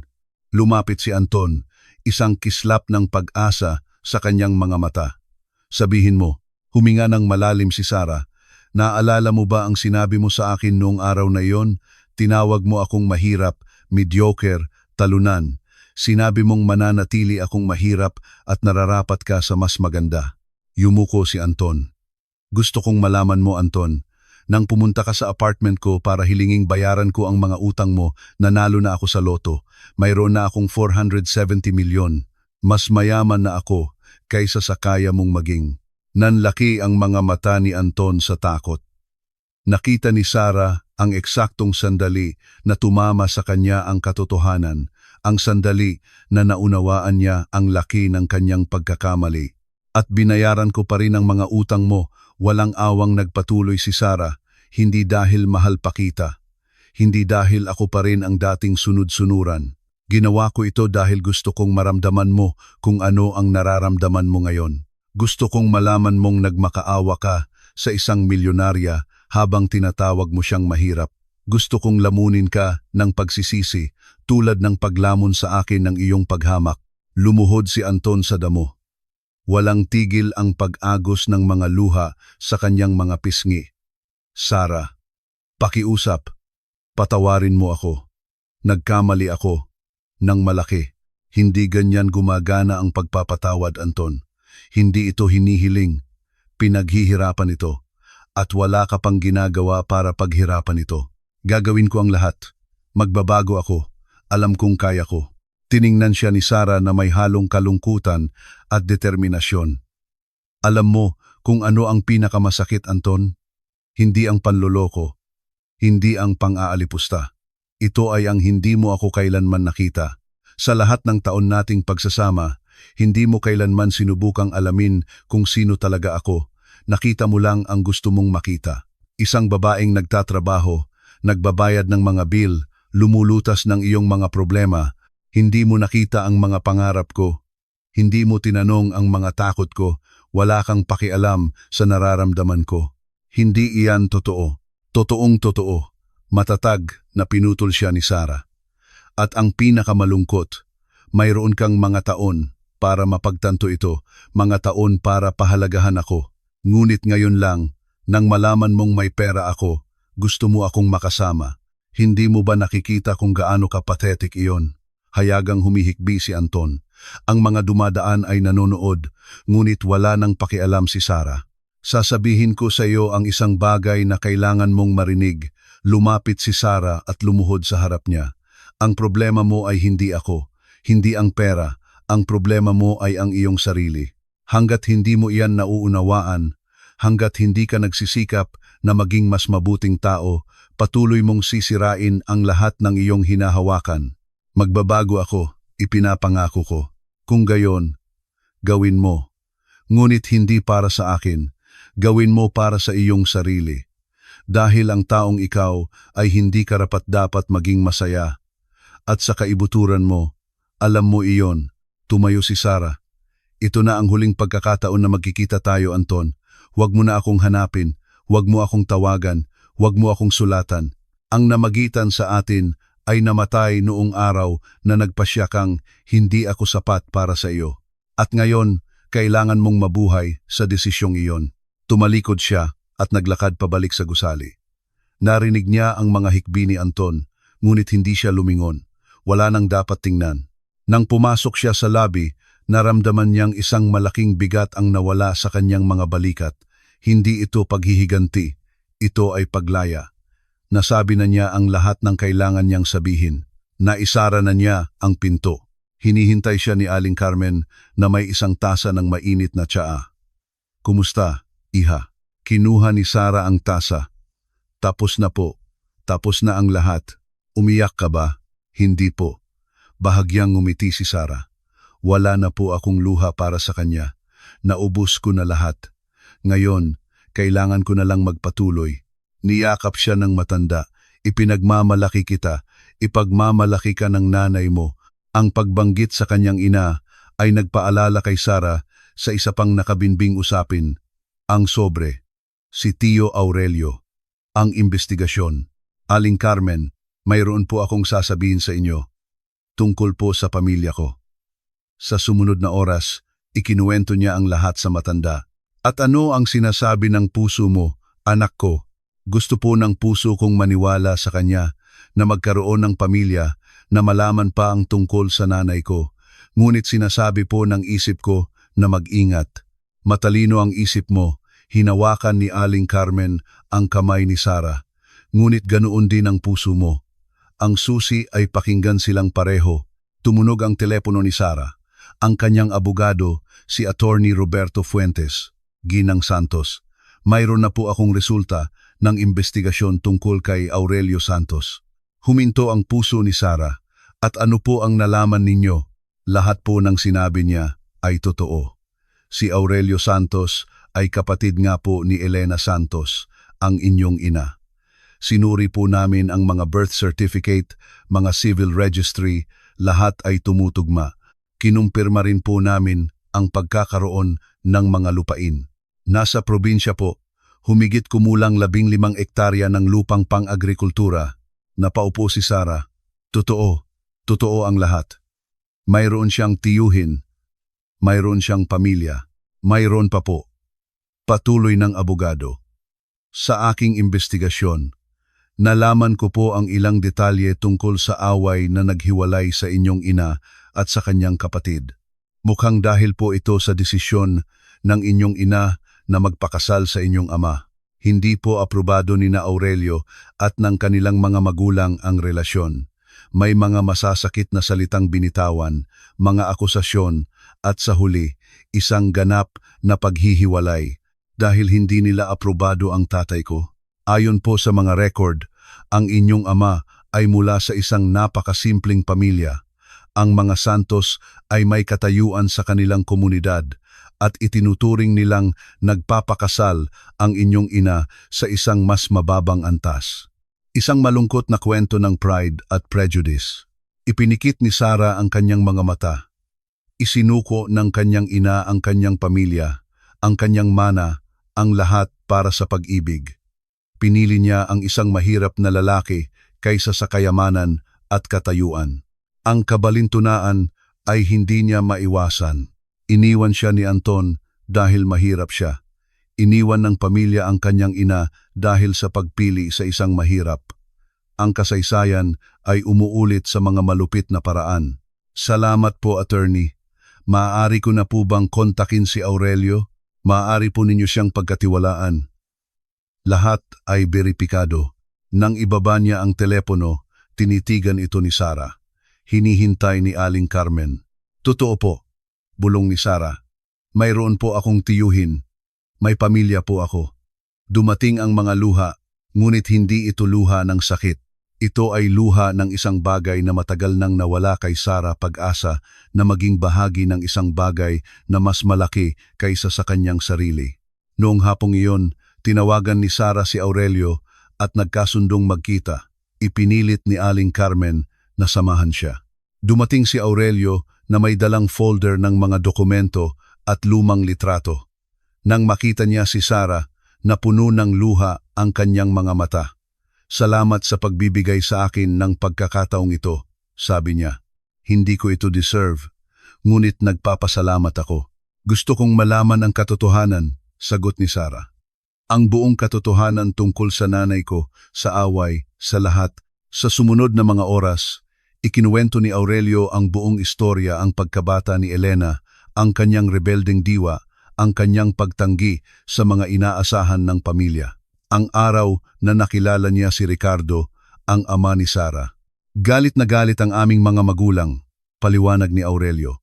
Mabuting tao si Ricardo, masipag, tapat, ngunit wala siyang pera o apelyido. Para sa kanila, hindi iyon katanggap-tanggap. At ano po ang iniisip ninyo? Yumuko si Aurelio. Bata pa ako at tanga. Sumunod ako sa kanila. Sinabi ko ang mga kakilakilabot na bagay kay Elena, mga bagay na hindi ko kayang ulitin ng walang hiya. Anong mga bagay? Sinabi kong sinisira niya ang kanyang buhay, na hindi siya mabibigyan ng anuman ni Ricardo, na mamamatay siyang mahirap at miserable.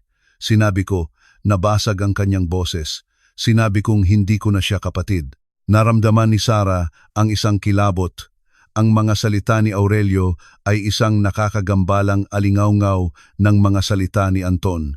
ang kasaysayan ay umuulit. Umalis si Elena noong gabing iyon, patuloy ni Aurelio. Kinuha niya ang kanyang mga gamit at umalis kasama si Ricardo. Namatay ang aming mga magulang nang hindi sila nagkakaayos. At ako, naging duwag ako para hanapin siya. Masyadong proud para aminin na mali ako. At ngayon, ako ay isang matandang lalaki na ilang dekada nang nagsisisi sa mga salitang sinabi ko noong bata pa ako na desperadong hinahanap ang kanyang pamangkin para humingi ng tawad sa mga pagkakamaling hindi ko na mababawi. Binuksan ni Aurelio ang folder at naglabas ng mga lumang litrato. Tingnan mo. Ito, si Elena, noong kaedad mo. Nanginginig na kinuha ni Sarah ang litrato. Para siyang tumitingin sa isang salamin ng nakaraan. Parehong mga mata, parehong ngiti. Magkamukhang magkamukha kayo, bulong ni Aling Carmen. Pambihira si Elena, ngumiti si Aurelio. Mayroon siyang diwa na hindi mapigilan, isang lakas na lumalaban sa lahat ng inaasahan. Natutuwa akong namana mo ang lakas na iyon. Tiningnan ni Sarah ang mga litrato, isa-isa. Ang kanyang ina, bilang bata, teenager, sa araw ng kanyang kasal, at sa wakas, isang larawan na nagpatigil sa paghinga ni Sarah. Ang kanyang ina na may kargang sanggol, at sa likod niya, isang binatang may ekspresyon ng ganap na pag-ibig. Iyan ang iyong mga magulang kasama ka, paliwanag ni Aurelio. Iyan lang ang litratong mayroon ako sa inyong tatlo. Ipinadala ito ni Elena pagkatapos kang isilang na may isang nota. Sa kabila ng lahat, gusto kong makilala mo ang iyong pamangkin. Walang tigil ang pag-agos ng mga luha sa mukha ni Sarah. Hindi pa siya nakakita ng larawan ng kanyang mga magulang na magkasama. Bakit ninyo ito itinago? Tanong ni Sarah. Dahil sa kabila ng aking malulupit na salita, hindi ako tumigil sa pagmamahal sa aking kapatid. Iningatan ko ang litratong ito, naghihintay sa araw na magagamit ko ito para hanapin ka, para humingi ng tawad. Tiningnan ni Sarah si Aurelio, ang lalaking ilang dekada nang nabubuhay sa pagsisisi, at may nakita siyang kinikilala ang parehong sakit na nakita niya sa mga mata ni Anton, ngunit may isang mahalagang pagkakaiba. Ilang taon siyang hinanap ni Aurelio, ilang taon na sinusubukang itama ang kanyang mga pagkakamali, ilang taon na nagpapatunay na ang kanyang pagsisisi ay totoo. Ang mana ng mga lupain, sabi ni Sarah. Hindi ko po ito gusto. Nagulat si Aurelio. Ano, hindi ko na po kailangan ng mas maraming pera, ngunit mayroon po akong kailangan na hindi mabibili ng pera. Sabihin mo kung ano. Hinawakan ni Sarah ang kamay ng kanyang tiyuhin. Kailangan ko po ng pamilya. Kailangan kong malaman ang mga kuwento ng nanay ko na walang ibang makakapagsalaysay. Kailangan kong malaman kung saan ako nanggaling para maunawaan kung saan ako patungo. Maibibigay ninyo po ba iyon? Napuno ng luha ang mga mata ni Aurelio. Ibibigay ko sa iyo ang lahat ng mayroon ako, bawat alaala, bawat kuwento, bawat sandaling ibinahagi ko sa iyong ina bago ko siya nawala. Lahat ay sa iyo. Niyakap ni Sarah ang kanyang tiyuhin sa unang pagkakataon. Isang yakap na nagsara ng mga dekada ng paghihiwalay. Isang yakap na hindi na ibigay ng kanyang ina, ngunit ibinibigay niya para sa kanya. Pinanood sila ni Aling Carmen na may luha sa kanyang mga mata. Nakangiti na ngayon ang nanay mo, anak ko. Nasaan man siya, nakangiti siya. Nang lumabas sila sa coffee shop, papalubog na ang araw. Naglalakad si Sarah sa pagitan ni na Aling Carmen at Aurelio. Sa unang pagkakataon sa kanyang buhay, ay naramdaman niyang mayroon siyang isang buong pamilya. Nawala sa kanya si Anton, ngunit may nakuha siyang mas mahalaga. Natuklasan niyang ang tunay na pag-ibig ay hindi nagmumula sa mga nangiiwan sa iyo kapag wala kang wala, kundi sa mga naghahanap sa iyo sa loob ng maraming taon para lamang humingi ng tawad. Ngunit habang naglalakad sila, tumunog ang telepono ni Sarah na may isang text mula sa isang hindi kilalang numero. Sarah, si Monica ito. Kailangan kitang makausap. Urgent. May isang bagay tungkol kay Anton na dapat mong malaman. Isang bagay na itinago niya sa iyo sa buong pagsasama ninyo. Isang bagay na magbabago sa lahat ng iyong pinaniniwalaan. Huminto si Sarah, nakatingin sa screen, bumibilis ang tibok ng kanyang puso. Ano pa ang maaaring itinago ni Anton? Anong lihim ang napakalaki na kahit si Monica ay nararamdamang kailangan itong ibunyag? At higit sa lahat, handa na ba si Sarah na alamin ang katotohanan? Tinitigan ni Sarah ang mensahe ni Monica, malakas ang tibok ng kanyang puso. Isang lihim, isang bagay na itinago ni Anton sa buong pagsasama nila. Bahagi niya ay gustong baliwalain ang mensahe, i-block si Monica at magpatuloy. Ngunit ang kabilang bahagi, ang bahaging nangangailangan ng mga sagot para tuluyang maisara ang kabanatang ito, ay alam na kailangan niyang alamin ang katotohanan. May problema ba, iha? Tanong ni Aling Carmen. Si Monica po. Sabi niya kailangan niya akong makausap, na mayroon akong dapat malaman tungkol kay Anton. Sumimangot si Aurelio. Si Monica, ang babaeng kasama ng iyong dating asawa, pagtatama ni Sarah. At opo, siya nga po, hindi mo kailangang sagutin iyan. Matatag, nasabi ni Aling Carmen. Marami siyang ginawang masama sa iyo. Alam ko po, pero kailangan kong malaman kung ano ang napaka-importante para hanapin niya ako. Hindi gagawin ni Monica ang ganito, maliban na lang kung malubha. Noong gabing iyon, sinagot ni Sarah ang mensahe, sumang-ayon sa isang pagkikita sa isang pampublikong lugar. Hindi siya nagtitiwala kay Monica, ngunit mas malakas ang kanyang kuryosidad. Kinabukasan, dumating si Sarah sa coffee shop at nakita si Monica na nakaupo sa isang mesa sa sulok. Ang babaeng nasa harap niya ay ibang-iba sa kanyang naaalala. Ang perpektong makeup ay napalitan ng malalalim na eye bags. Ang aroganting tindig ay naging bagsak na balikat. At sa kanyang mga mata, kung saan dati ay may paghamak, ngayon ay mayroong isang bagay na tila tunay na pagsisisi. Salamat sa pagpunta, mahinang sabi ni Monica. Hindi ko akalaing darating ka. Muntik na akong hindi pumunta, umupo si Sarah. Mayroon kang 5 minuto, magsalita ka. Huminga ng malalim si Monica at naglabas ng isang sobre. Pagkatapos kong palayasin si Anton, nagsimula akong suriin ang ilang bagay. Mga dokumentong iniwan niya sa opisina ko. Mga bank statement na nakalimutan niyang sirain. At natagpuan ko ito. Inabot niya ang sobre kay Sarah. Maingat itong kinuha ni Sarah at naglabas ng ilang papel. Mga bank statement na nakapangalan kay Anton, ngunit walang saysay ang mga numero. Hindi ko maintindihan, sabi ni Sarah. Anong ibig sabihin nito? Ibig sabihin, may lihim na account si Anton.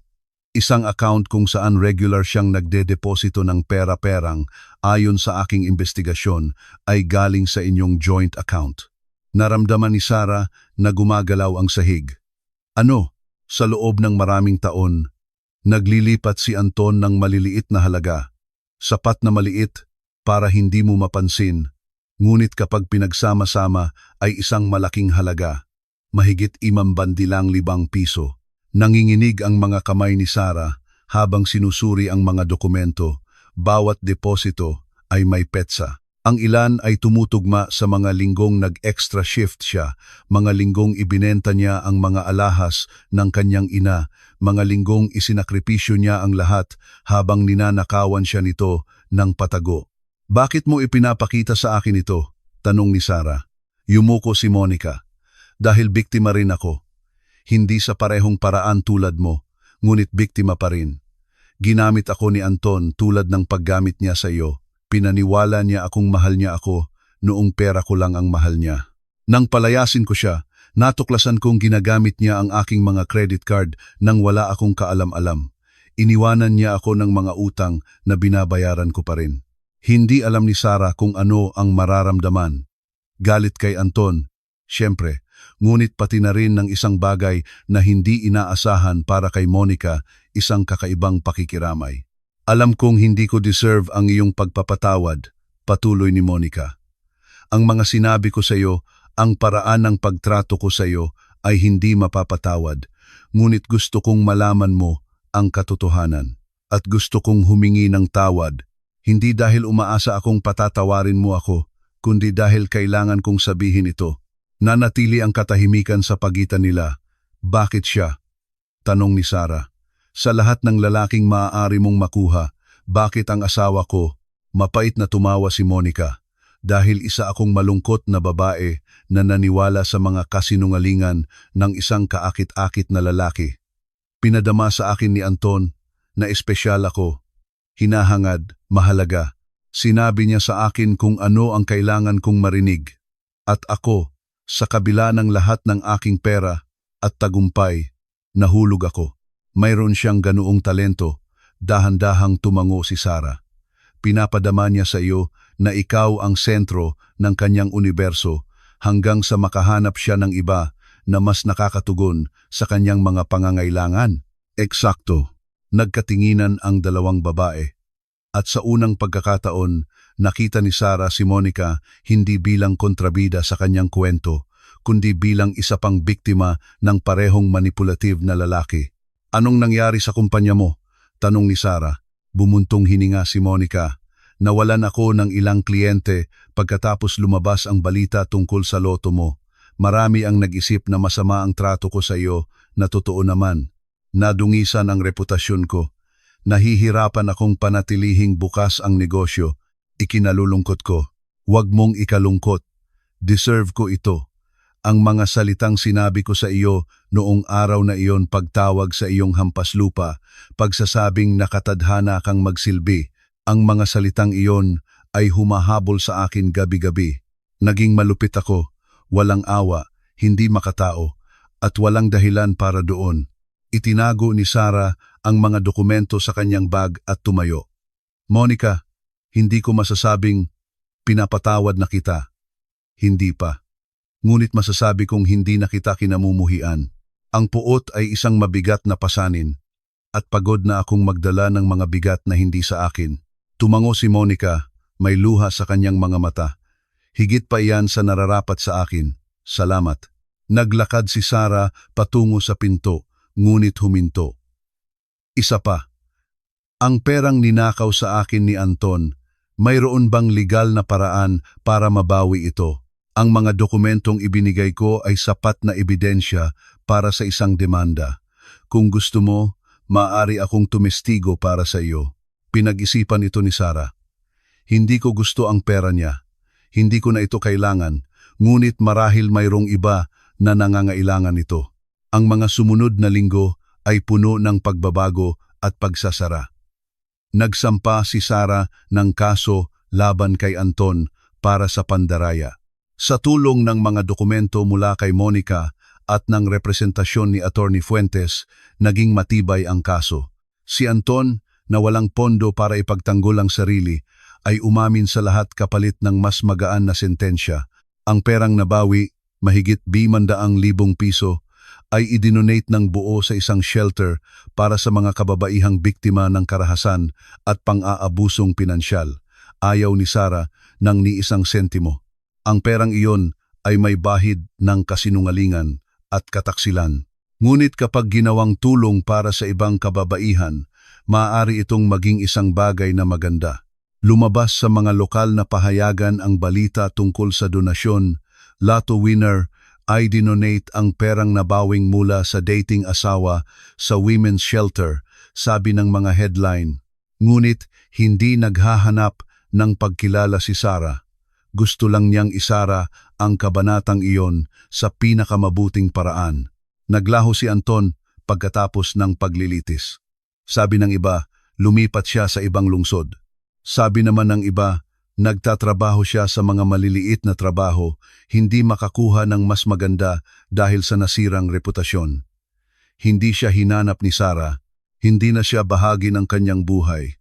Si Monica, nakakagulat, ay nagsimulang muling buuin ang kanyang kumpanya na may ibang pananaw. Nagpatupad siya ng mas magandang sahod para sa kanyang mga rider.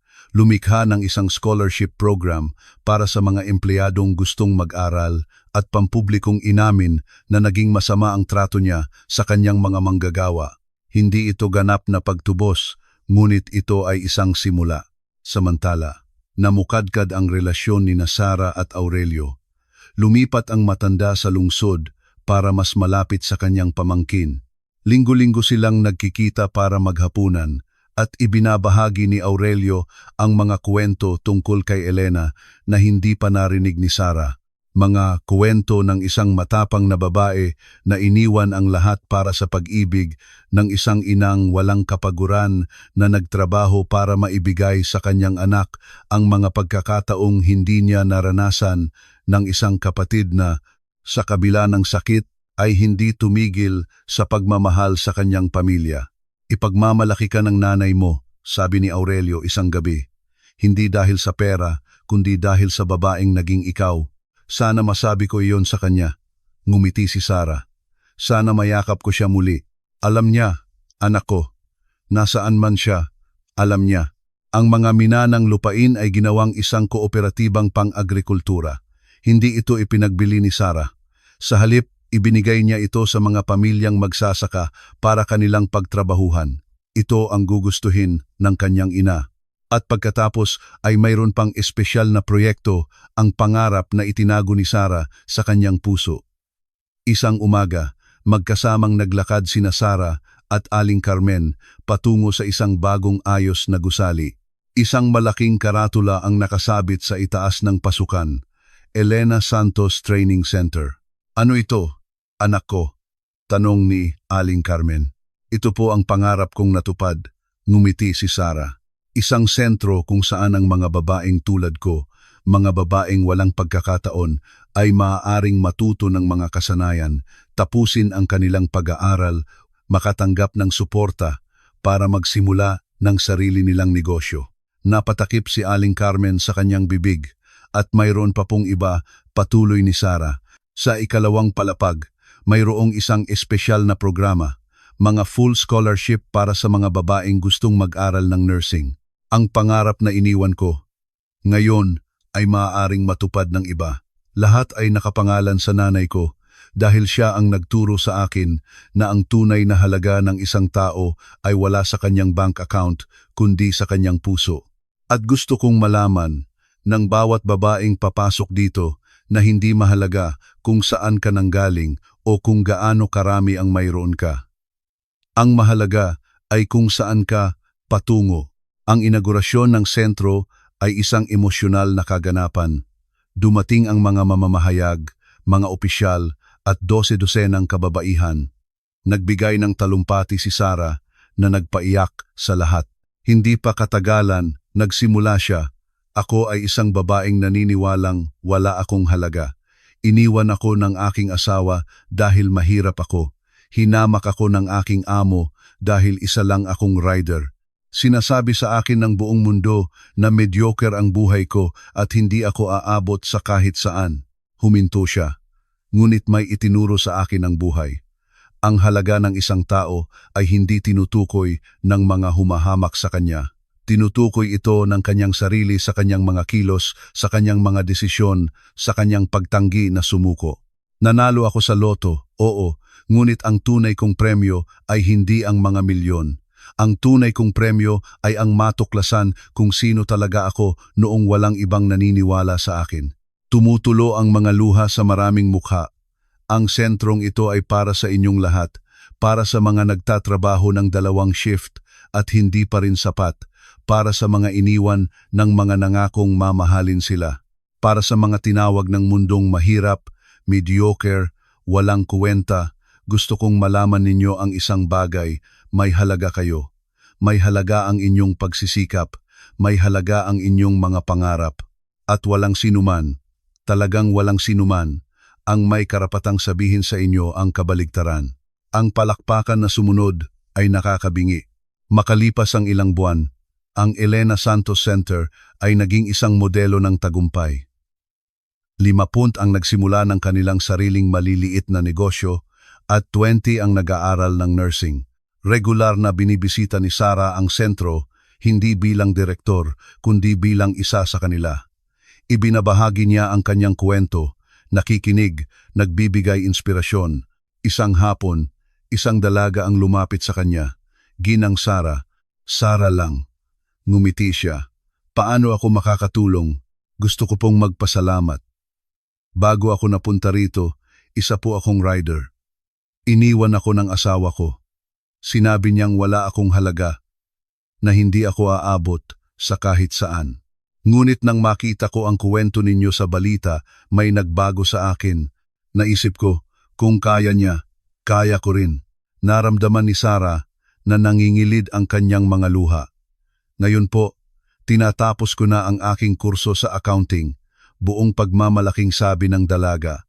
Sa susunod na buwan, magsisimula na akong magtrabaho.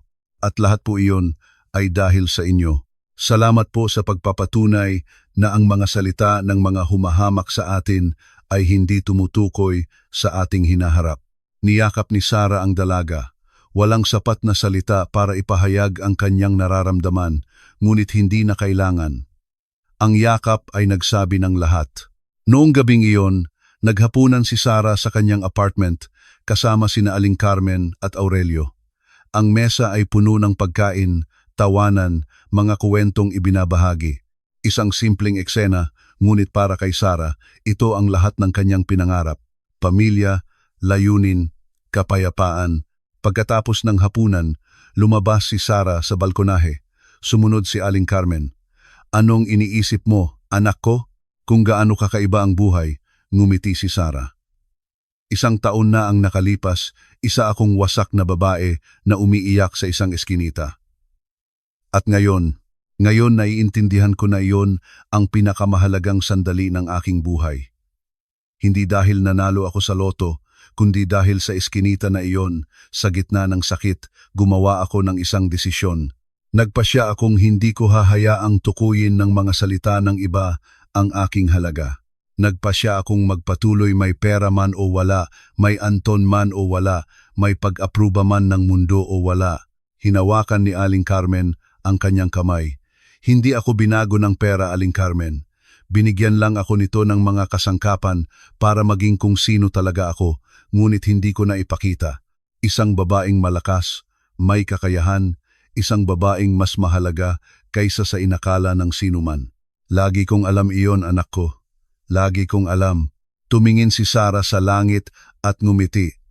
Nay, kung naririnig mo ako, gusto kong malaman mong nagtagumpay ako. Hindi lang ako nakaligtas, namukadkad ako. At lahat ng kung ano ako, lahat ng aking nabuo, ay dahil sa iyo. Salamat sa pagtuturo sa akin na ang tunay na pag-ibig ay mas mahalaga kaysa sa lahat ng ginto sa mundo. Salamat sa pagpapakita sa akin na ang dignidad ay walang presyo. Salamat sa pagiging aking halimbawa, aking gabay, aking ilaw. Isang malambot na hangin ang humaplos sa kanyang mukha na para bang isang halik mula sa langit. At alam ni Sarah